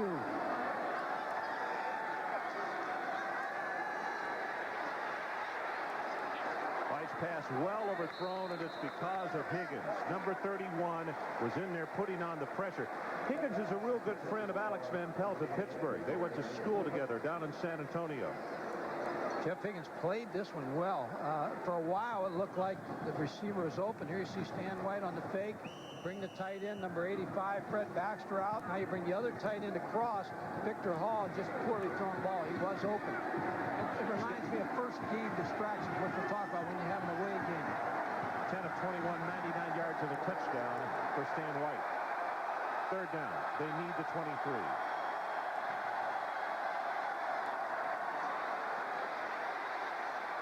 White, and I'll tell you, the pressure is bothering him. Again, it was Higgins who did an outstanding job, and listen to this ovation for the Texas defense. He stayed at home, Ron, and that's what you have to do with a quarterback like Stan White, who's always on the move. Well, coming up at the end of the ball game, Mike and I will be picking the Visa players of the game, one from each club. It'll be coming up late in the fourth quarter. Up the middle, almost blocked by Bubba Jacks.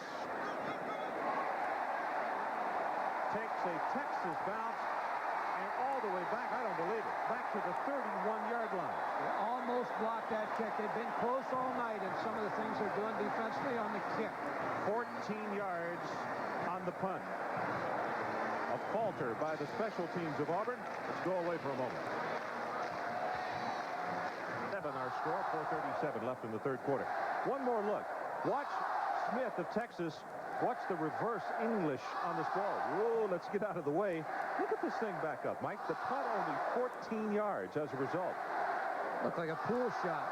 Just came back to him. It looked like that 9-iron shot that you wish you had ever hit. These special teams.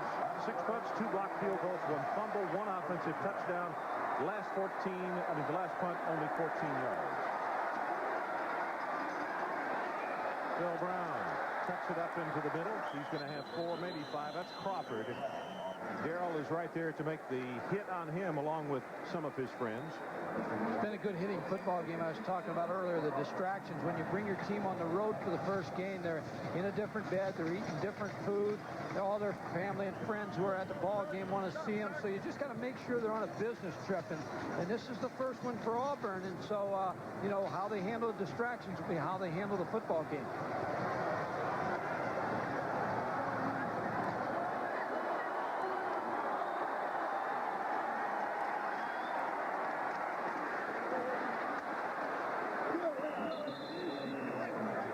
Again comes from that middle linebacking spot to make the tackle on Adrian Walker.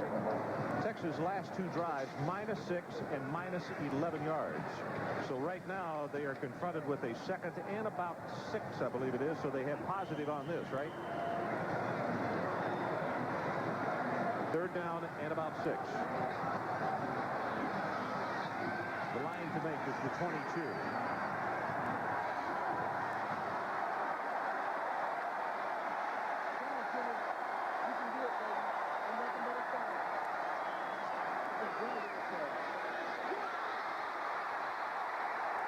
Adrian Walker for the Texas first down.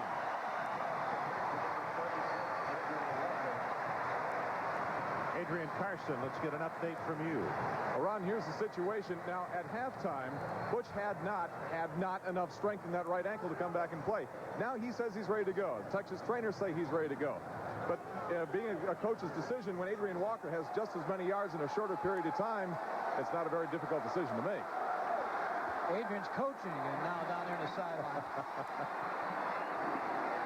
Walker with the handoff. Fred Smith is right there to make the tackle, and Texas winds up with very little on that first down play. It's not so bad. You have a house full of people questioning your calls. Now the sideline reporters into it. 45 yards for Adrian tonight as you look at Lynn Amity. And, of course, Peter Gardere standing side by side with him. I like that. I like the fact that Peter Gardere's in this game trying to help Lynn Amity. He's a class young fella.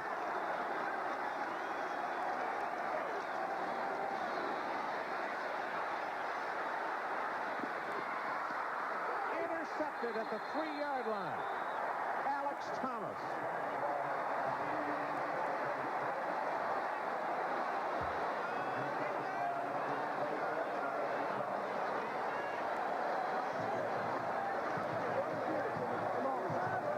Jimmy Saxon on a rollout pass. Took a long time trying to set it up to throw to Curtis Drift.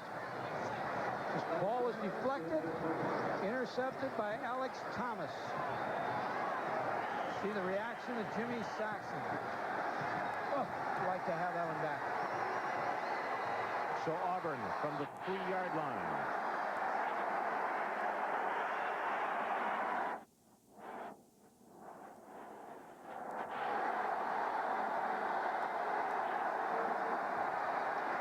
Frazier, and he will not make it to the 5.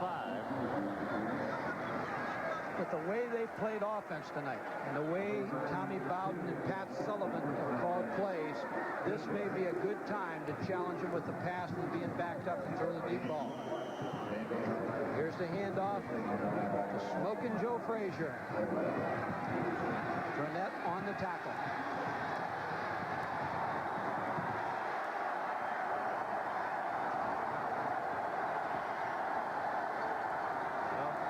No jumping that time, and here comes Frazier, and he breaks it out across the 20 and the 25, and that's just what I was talking about a moment ago. He had come within a step about 4 or 5 times in the ball game.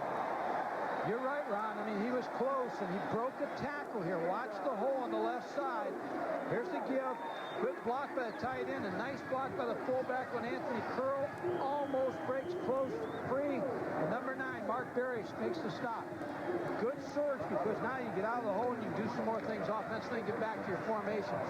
14 carries for 49 yards now for Frazier. And Auburn gets out of harm's way as far as close to their own end zone.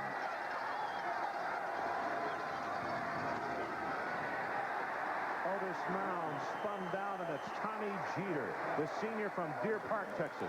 Part of the front 4, and you can see how fiery they are, something that we talked about off the top of the telecast. There's Tommy. Tommy Jeter's played well all night. A member of the front 4. This is an excellent front 4 football team. 6'5", 283 pounds. I don't think it's 183, no. Not the way he's playing. It's not that warm tonight. No, that whole front 4 has just played so well tonight against the Auburn big offensive line. Second down.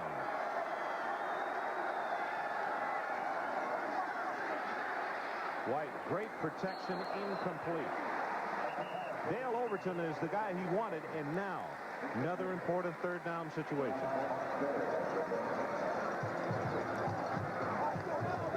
Haven't seen many screens tonight in this ball game, and there's been a pretty good pass rush. Texas may go to try to slow that rush down a little bit. There's Leon Fuller making that defensive call. A lot of pressure on the coaches and making every call. You want to be right. You want to put your players in the best possible defense, best possible offensive play. Stan White has missed his last 5 passes.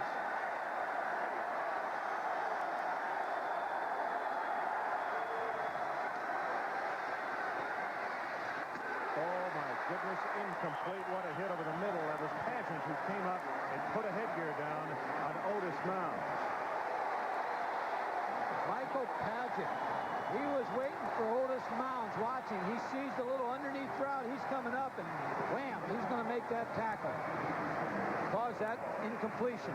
Both teams are really responding defensively. Somebody needs to get a break to turn this one around. George gets the kick away. Boy, he has really endured some pressure, and again, the ball backs up. Takes a Texas bounce and will be touched down at the 42-yard line.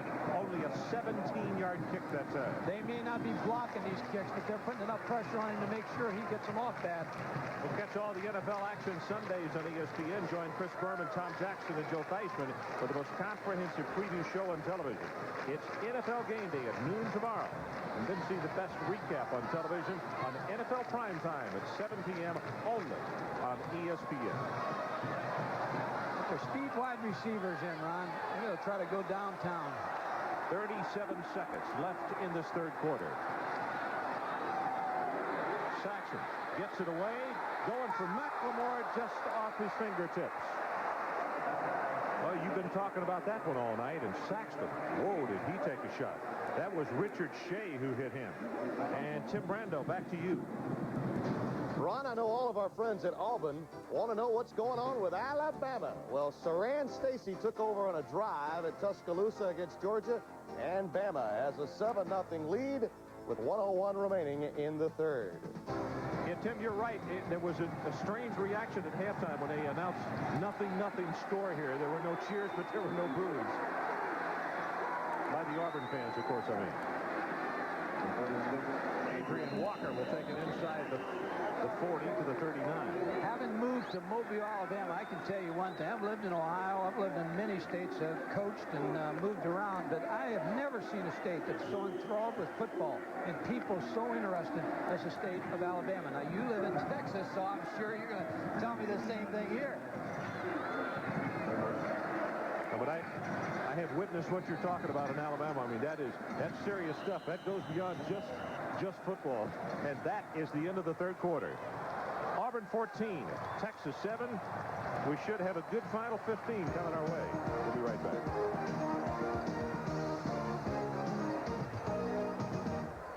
Texas 14-7 our score.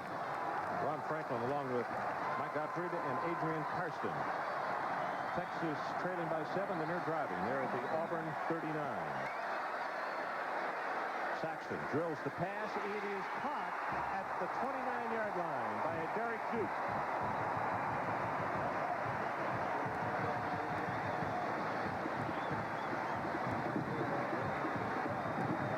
Ron, he's their leading receiver. He's the person that they, in the first game that they went to, and he's the one in the key third down situation that they were going to get the ball to. McDonald is out at center. 77, Chad McMillan, a senior from Katy, Texas, has come in replacing McDonald. Walker could do nothing but go on the ground to make the recovery. The pressure from Reggie Barlow, and Saxton really didn't have much opportunity to lead with the ball. He did everything he could just to get it away. First option that they run to the wide side of the field, Reggie Barlow came down hard and got to Jimmy Saxton too quick. Saxton was not prepared to pitch the ball. That's awfully big. Now with the second down, and Texas needing the 21-yard line, and they're scrimmaging from almost the 39.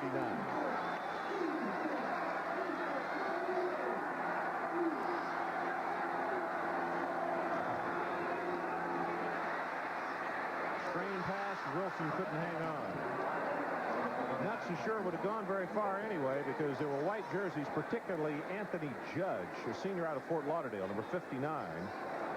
Barlow and Wilson, of course, you allowed the defensive front to come through, but they were hot on the trail of Jimmy Saxton. And now it is third down. Auburn's done such a great job on defense tonight is substituting. They brought a lot of players in. They're fresh here in the fourth quarter. Childers had come in the ball game now at running back. He joins Adrian Walker, as you saw Peter Gardere signaling in the signals from the bench.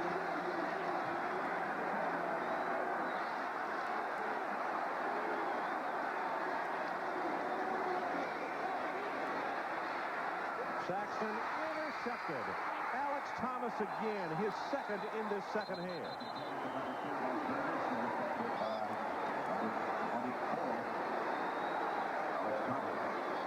Well, you don't want to be in 3rd and 18s. Any coach in the country will tell you it's tough, and the percentages are against you. Here he throws into coverage. There's a curl route. Alex Thomas standing right in front of the throw.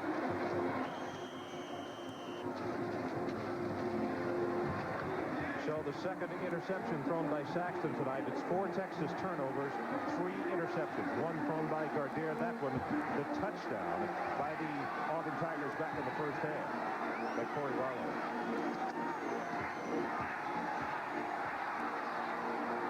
White for McMillan, can't hold on.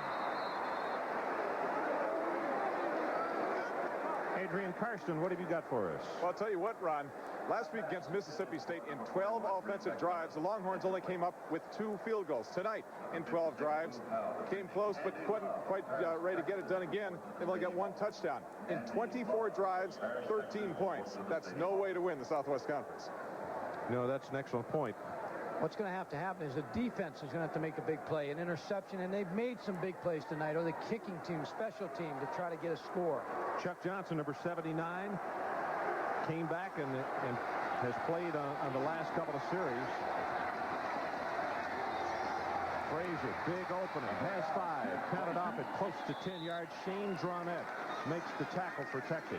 I think we're going to hear a lot from number 5 before it's all said and done, before his career is over. He's out of Montgomery. You have to look at him, and every time he carries the ball, it's a new experience because he was on the other side of the line making a tackle. So he's had 16 rushes tonight, 57 yards. He can only get better with experience. He doesn't know what's happening to him. They just give him the ball, and he sees new things for the first time. It's like a little kid walking. He doesn't know enough to know pressure. No. That's what you're saying.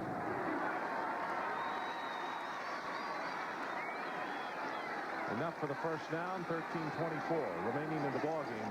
Auburn 14-7.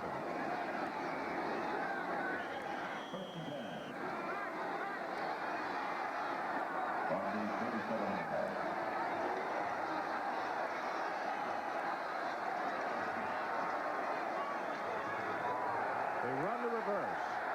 Parker steps out of bounds just short of midfield at the 49.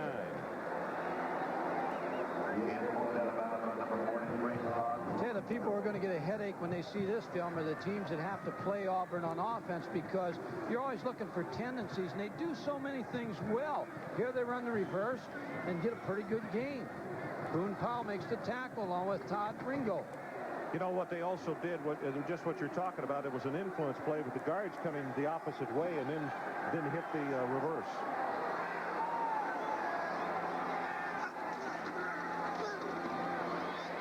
McMillan running hard and finally pounded down as Garza comes up to help out on the stop. And now a flag downfield. And that was after the play in the vicinity of where Anthony Redmond, number 65 of Auburn, was located.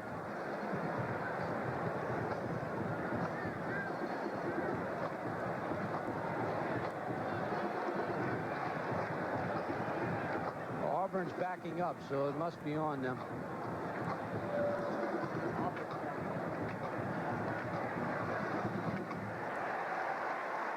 Mike, I'm not so sure it didn't happen after the play, so I think the down will stand. Dead ball. Personal foul. Offense. Second down. That makes it tougher.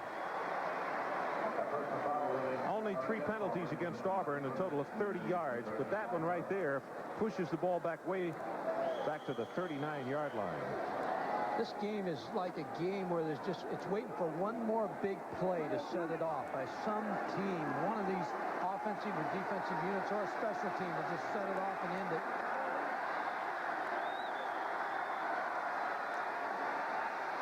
White going to go long, and he's got Cherry open, and he couldn't hold on.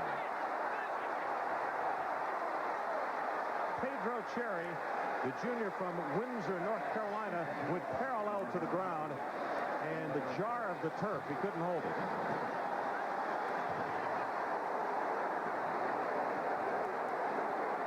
Pat wants instant replay right now.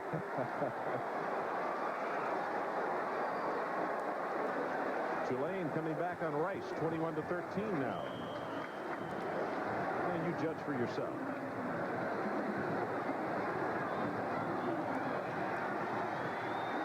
Nope, the point of the ball touched the ground.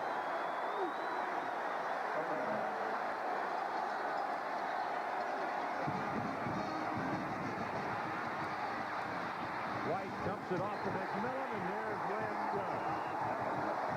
Wow.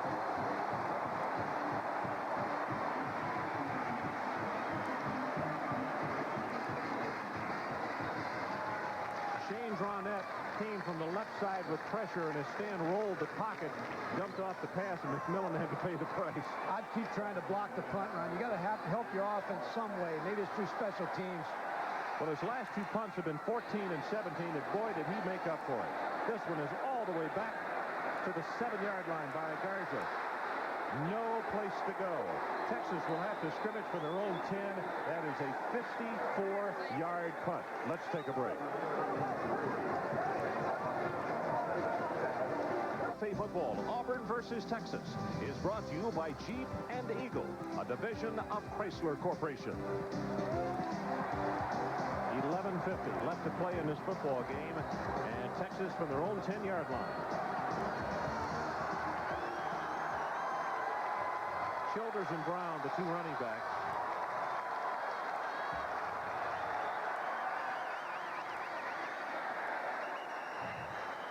Ricky Sutton will put the stop on Childers. Shane is a redshirt freshman out of Spring, Texas. Played at Spring Klein.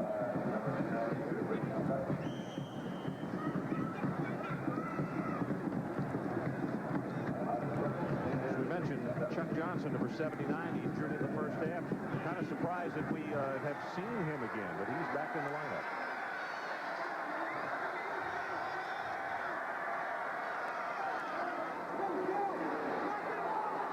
Brown, ball is loose at the 16-yard line.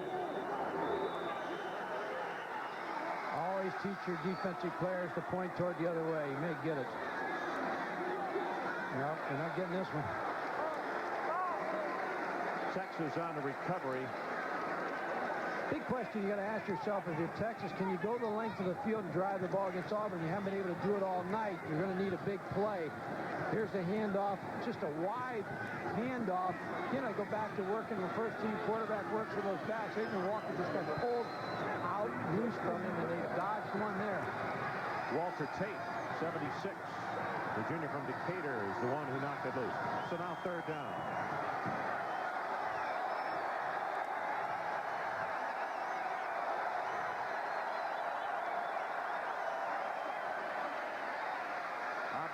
Adrian Walker not going to have the first down. Darrell Crawford, boy, what a game he's had tonight. Number 56. Throw out a thought right now, Ron, to you, as to coaching again, thinking about coaching Lynn Amity on the sideline, David McWilliams. Do you think about bringing Peter Gardier back in? Now, the reason I say that, before you, we know how poorly everybody thinks he's played and so forth and so on, but it takes 11 guys. But he brought him back in 7 of 8 games last year. Do you consider him on the sideline? I think you do. So we'll see what happens. 6 punts for 44-yard average tonight for McClanahan, his longest 59. Bailey from the 39. Look out. Finally stopped at the 34-yard line. That is one part of the Auburn special teams that have been outstanding tonight. 44 yards in the punt, 27 on the return.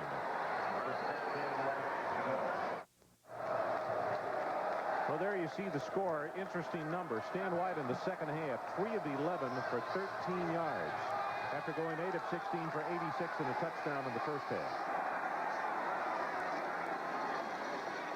Frazier again gets by one tackler, and that is Paget, who will knock him down along with Gunn. This Texas defense has played well. I think Texas offense in areas have played well. They just haven't come up with a big play. Lynn Amity tonight has tried to call the game to keep his team in the game and try to milk enough yardage to get in there. They missed a couple opportunities with some interceptions. Leon Fuller now has to turn it up a notch because he has to try to turn back this Auburn team from any kind of score. Leon's side of the ball, the defense has only given up a touchdown. McMillan, big opening. Burst his way down in the vicinity of the 26. Lance Gunn there to make the stop.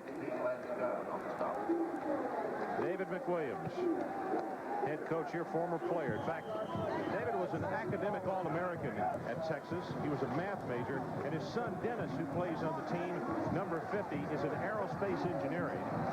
And if it's next son, Corby, who's just come out of high school, scored a perfect score in the math section of the SAT. I think the McWilliams family and math get along well together. Keep him out of coaching. Frazier, big opening in the middle. He'll have the first down, plus about 10. And Joe Frazier has just been a killer for Texas in the second half. Eddie Blake with the good block. You mentioned earlier the offensive line play of Auburn. They've now started to get this drive, which is a big drive for them, but they played well all night. LSU still leading Vanderbilt.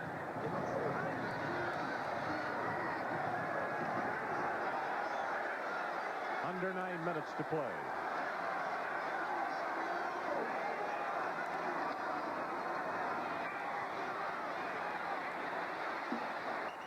Smith finally stopped inside the 15.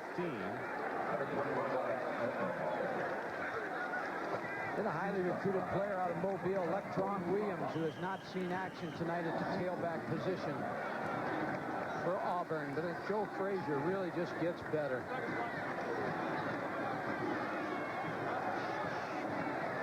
Alex Smith, first time we've seen him carry the ball tonight. And Auburn just very pleased to just continue to run the clock, keep it on the ground.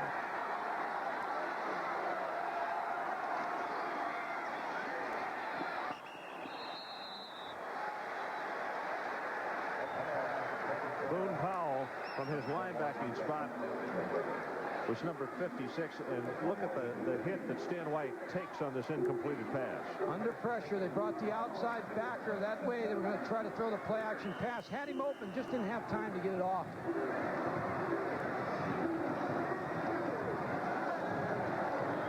Third down. Auburn needs the 6-yard line.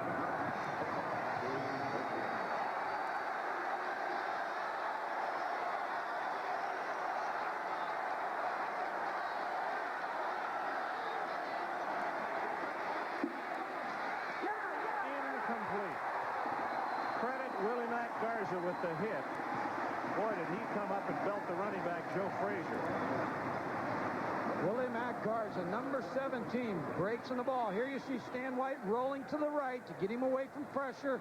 Watch the break of the ball. The receiver open. There's Willie Mack Garza to knock it away. Now we have another field goal situation. Garza caused that fumble on a deep drive in this half earlier. Von Weil with an attempt of 31 yards. I make one thing sure I block change on that here.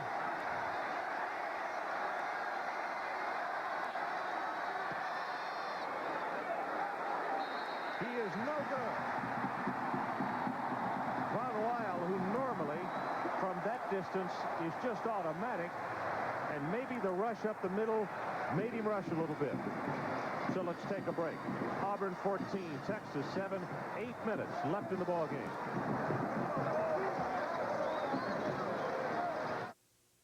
Answer again, and he'll score. Touchdown, Tennessee. Caught in touchdown overtime. It is caught. Greg Taylor. Auburn winds up at a tie with Tennessee. Next Saturday night. That's where Mike and I will be in Knoxville. I know where Johnny Majors is right now. He's right in front of his TV set watching this game. Saxton tonight, 6 of 14, 2 interceptions, 85 yards. Butch Hadnot is back in the ball game for Texas. Pass is thrown complete at the 31-yard line. And Tim Brando, what do you have for us? Hon, here is a play that can cost a team potentially a national championship. Nebraska punting, leading 14-9. Why does Bino Bryant even field this inside the 10? It's recovered by Mike Anderson. Then Derek Brown would take it in from 2 yards out. Nebraska up 21-9. Is Lee Corso in the studio, Tim? I think I heard a tiptoe toward the door. Not over yet. Not over yet. Saxton back over the middle. Burleson is tied in.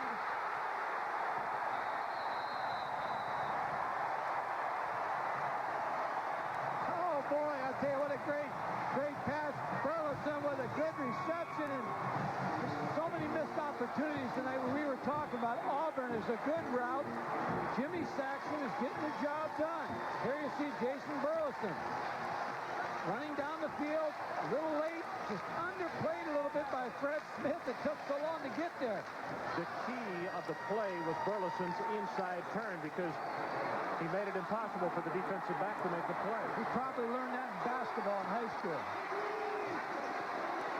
Adrian Walker, and that tough run defense, Benny Pierce, will knock him out of bounds, and they will lose a couple of yards. Bob Boyd, the tight end coach, standing next to Peter Gardere as they signal in the plays. Burleson, 3 catches, 83 yards. He's had an outstanding game tonight. There's a football player right there, number 51.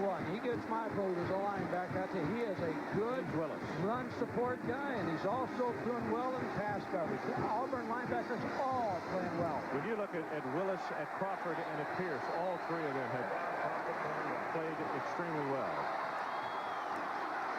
Texas got used to coming back in 1990. Pass is complete to Kenny Neal at the 26.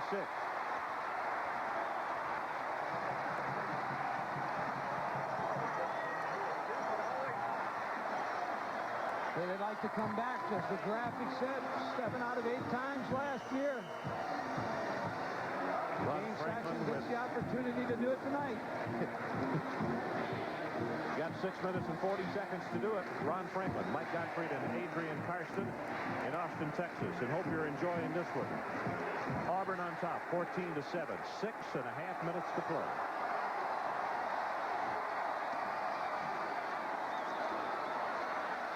Walter Tate's going to make the tackle, and that had to have been a blown assignment because Saxton went out to make a handoff, and Walker had already gone. It's going to be interesting. I think the tight end moved, which would nullify that play from the start, which should make it 1st and 15 unless they didn't get it before the snap.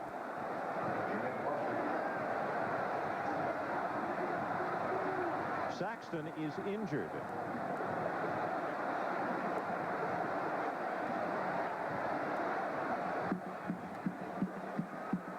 And the only thing that would tell me with the anger of the youngster throwing his headgear down is that he knows he is hurt, and maybe hurt to the point where he can't go.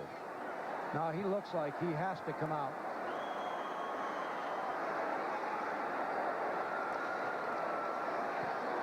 So that means a field goal attempt from the 30-yard line. Lucas will hold. Ziegler 0 for 2 tonight.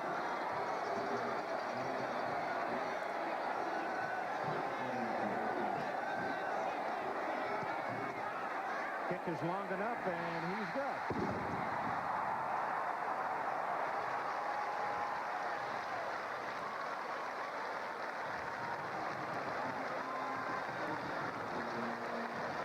Saxton is down on the bench, and Adrian Karsten is standing there in the area trying to get a report on exactly what is wrong with Jimmy. We'll go to him momentarily when he finds it out. Jason Ziegler. Watch the play here. Number 11, Lucas, backup quarterback, took the snap, bad snap. He was able to get it down, Ron, for the good field goal.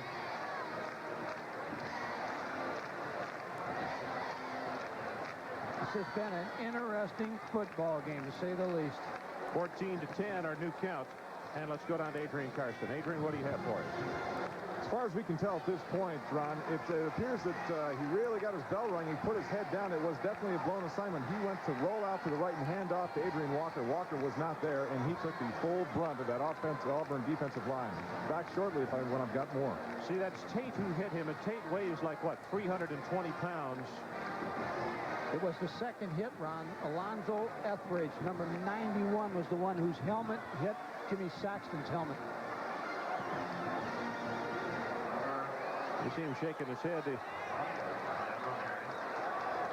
trying to get the cobwebs out.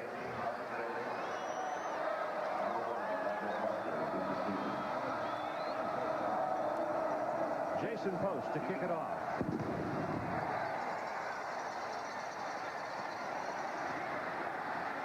Thomas Bailey. Tell you what, Bailey has been a thrill a minute every time he had his hand on the ball. Well, ESPN continues its exclusive coverage of Thursday night college football this week from San Diego's Jack Murphy Stadium as the UCLA Bruins travel south to take on the San Diego State Aztecs. Mike Patrick and Mike Gottfried will be there on Thursday, 8 o'clock Eastern Time. Keep our eye on Jimmy Saxton to see if he's able to go back in the game. He just led him on a great drive.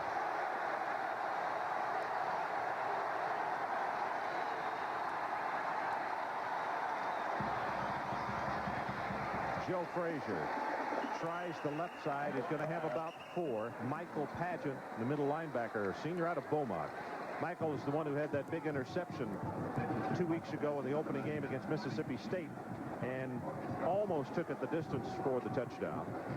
He's played well all night. Michael Pageant's made some big plays, big tackles, and been in on some key plays in this game for the Texas defense. He injured a knee against Oklahoma 3 years ago, was lost for an entire season, and just came back last year at full speed.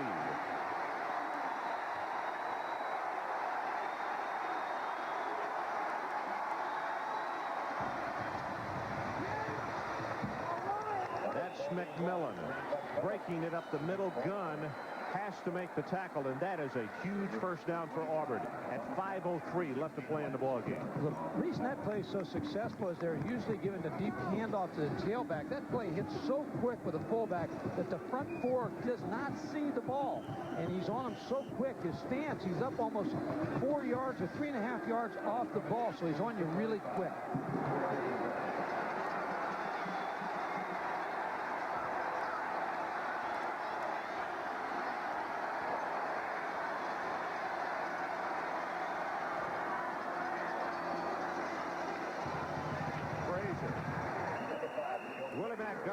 Came up to hit him. He knocked him down hard. Tim Brando. Ron, an SEC matchup, and Vanderbilt. Boy, they are the hard luck team this year. Jerry DiNardo's bunch moving in with 1:18 to play. Corey Harris fumbles it. It's picked up by Wayne Williams. That would preserve an LSU victory, 16-14. That won't stop them from grumbling down there. They weren't happy with that kind of win. Good heavens. Boy, what a tough way to lose it. On your way in to score and win it.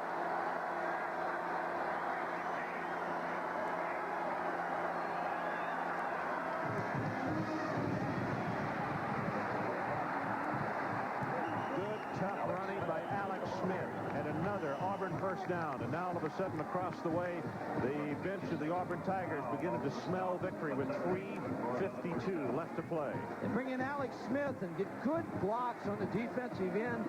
And then Alex Smith does a good job staying on his feet, picking up good yardage. What Pat Dye's turning this game over to his run offense and his offensive line.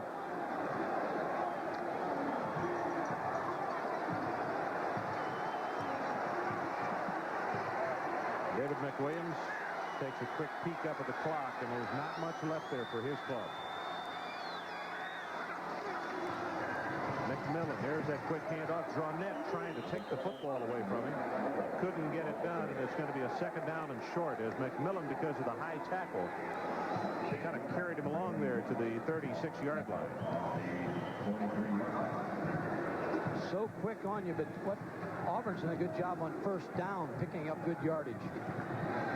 McMillan, 10 carries, 56 yards. That's a career high for him. Now you can watch for Stan White to look up at that 25-second clock and let it go all the way down before he snaps it. Every precious second. Now Texas has to think about their 3 timeouts.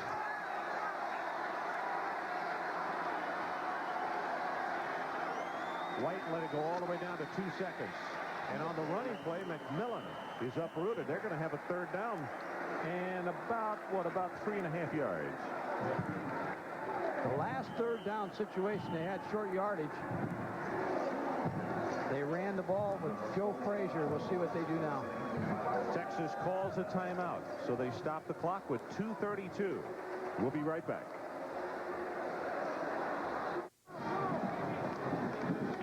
We're back at Memorial Stadium in Austin. David McWilliams looking up at the clock as they talk strategy with 2:32 left to play in the game. It is third down, and Auburn needs the 33-yard line. Frazier, and they got it. Boy, Frazier has been some kind of tough tonight for that Auburn offense. And look at Pat Dye. Pat's going to call that guidance counselor from Montgomery on Monday and tell him, say, thank you again. Great blocking up front. The surge from Tillman, Meeks, and Eddie Blake making the difference on that play. 21 carries, 80 yards now for Joe Frazier.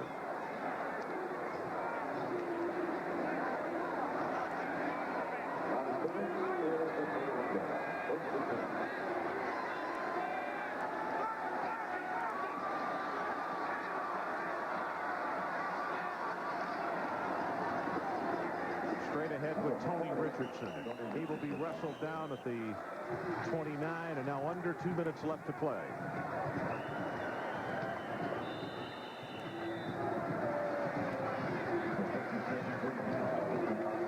Texas calls a timeout.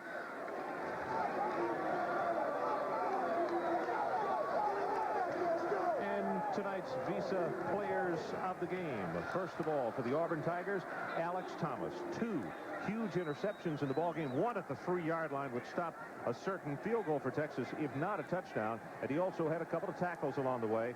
And for the University of Texas, it is Shane Dronette, the All-American defensive end. He has 2 blocked field goal attempts in this one tonight. And as a part of their continuing effort to further the development of amateur athletics, Visa is proud to donate $1,000 to the U.S. Olympic team and to each university on behalf of these athletes.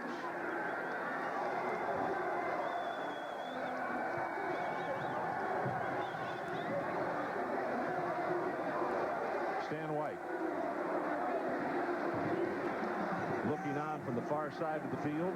Texas players realizing that they got to create a miracle here if they're going to have an opportunity to win it.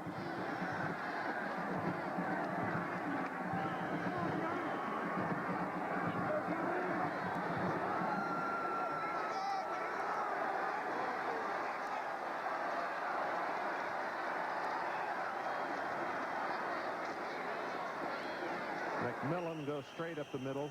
Michael Pageant down at the bottom of the stack along with Dronette. All you want to do now on offense is just hold on to the ball. They've spent their last time out, Texas. So now all you have to do is try to pick up that first down on 3rd down. Pat Dye knows they're out of timeouts. So let's take a break. Texas takes their last timeout. We have 1:41 left to play. The All-State agent who... Well, Pat Dye knows that all the hay is not in the barn, but it's close. Auburn, 9 plays, 45 yards, and they've taken up 4 minutes and 16 seconds on this drive.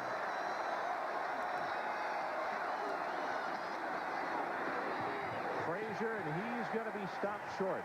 At the 24-yard line, Anthony Curl is there to make the stop. Now, it is 4th down for the Auburn Tigers. Hey, you got to think, if you're Pat Dye, you kick a field goal, you've had 2 blocked and you miss 1. I think I'll run the clock down. Let it go all the way down, get the 5-yard penalty, and then what do you do, Mike? I might not take the 5-yard penalty, take a timeout, and then come on over and talk about it. Let it run down, get close to the 25-second, take the timeout, and then go over and talk about what your strategy wants. Do you want to try to kick the field goal, or do you want to just run 1 play? Now, Stan White had gone to the bench, and now he's coming back to the official. That's what they're going to do. They're going to do it. Called a timeout with 1 second on the play clock. So we'll hold it right here with 60 seconds left in the ball game. Coming up next Saturday, a couple of interesting happenings. Mike and I will be in Knoxville, Tennessee. Auburn, number 13 ranked, against number 6 ranked Tennessee. Some of those rankings could change after what has happened today. Number 5, Florida fell. And then immediately following our ball game, we head to the Pac-10. And Mr. Fiziot and Danielson will be out to handle this one. The Ducks against Southern California Trojans. Ron, I think at this time I'd just run 1 play. I'd get the ball to Joe Frazier. I don't think I'd take a chance on kicking a field goal. I just think it's too many things have happened wrong with that kicking game tonight. Coming up immediately following our game, the CFA scoreboard.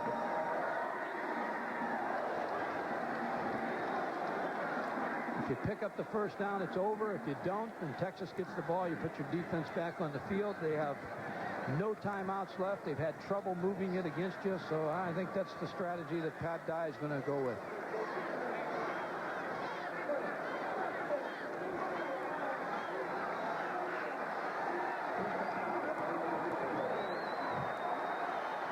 Fourth down.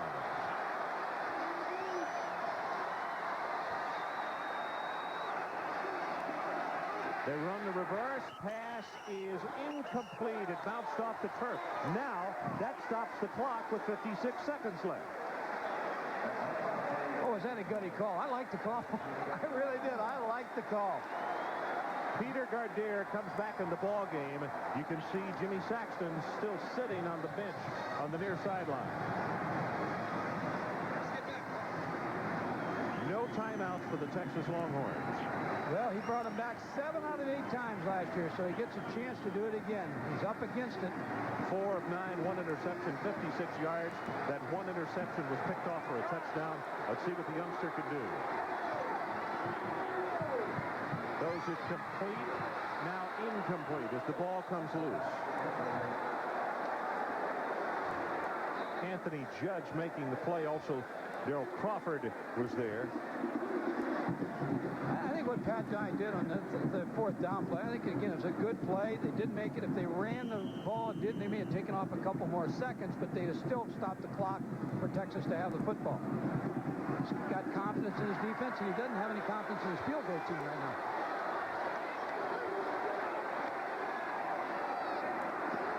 Gardere going to be sacked. That is the 5th sack by Auburn tonight.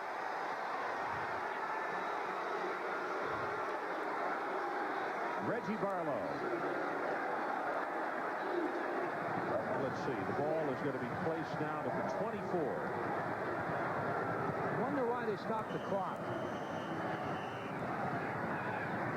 Was it an incomplete pass? Did they call that, or what?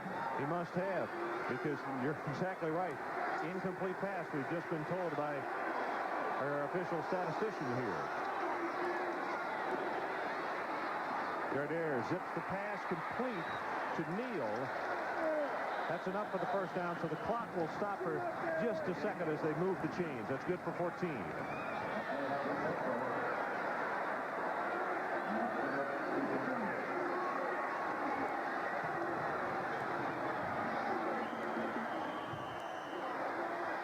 Auburn playing very loose on defense. Pass incomplete. That'll stop it with 28 seconds. Back their linebackers up to a depth of 10 yards. The secondary's playing deep. I want to make sure we thank the 2 SIDs of this group, David Housel of Auburn University and also Bill Little from the University of Texas. Both these gentlemen do an outstanding job, and we appreciate all their help. Bill Werndell, our expert spotter up here in the booth. And, of course, as always, the Big E, Elvin Lindblad, our official staff man. Great job, guys. Going to go long for Neal, and the ball thrown out of bounds.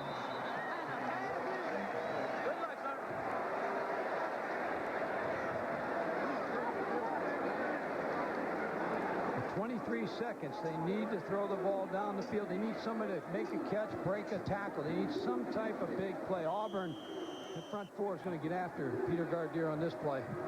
Mike Davis, who is a receiver with a lot of speed, junior from Kemper, Texas, number 2, comes into the lineup.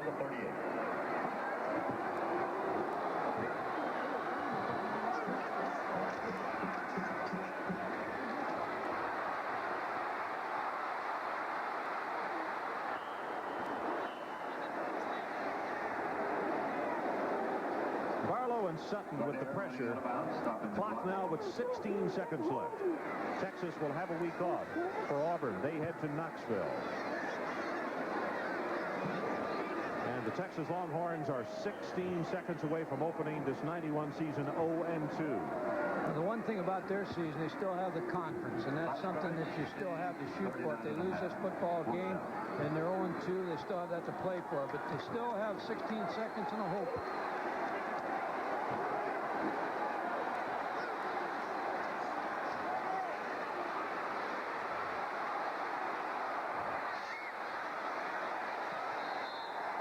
That'll do it on 4th down. The pass thrown incomplete, and Auburn with 8 ticks left on the clock. There's a frustrated young man who's had a tough night. But as college football players, they practice and work so hard to get in this situation. And it's something you just have to handle when you win and handle when you lose. There's a happy Pat Dye. Now his thoughts will go right to the Tennessee Vols. Well, the man that he was hugging is Corey Barlow. And really, Barlow is the one who got the winner tonight with the interception for the touchdown of 29 yards. And there is the final play of the ball game. Stan White with the ball high over his head and a hug from his head coach.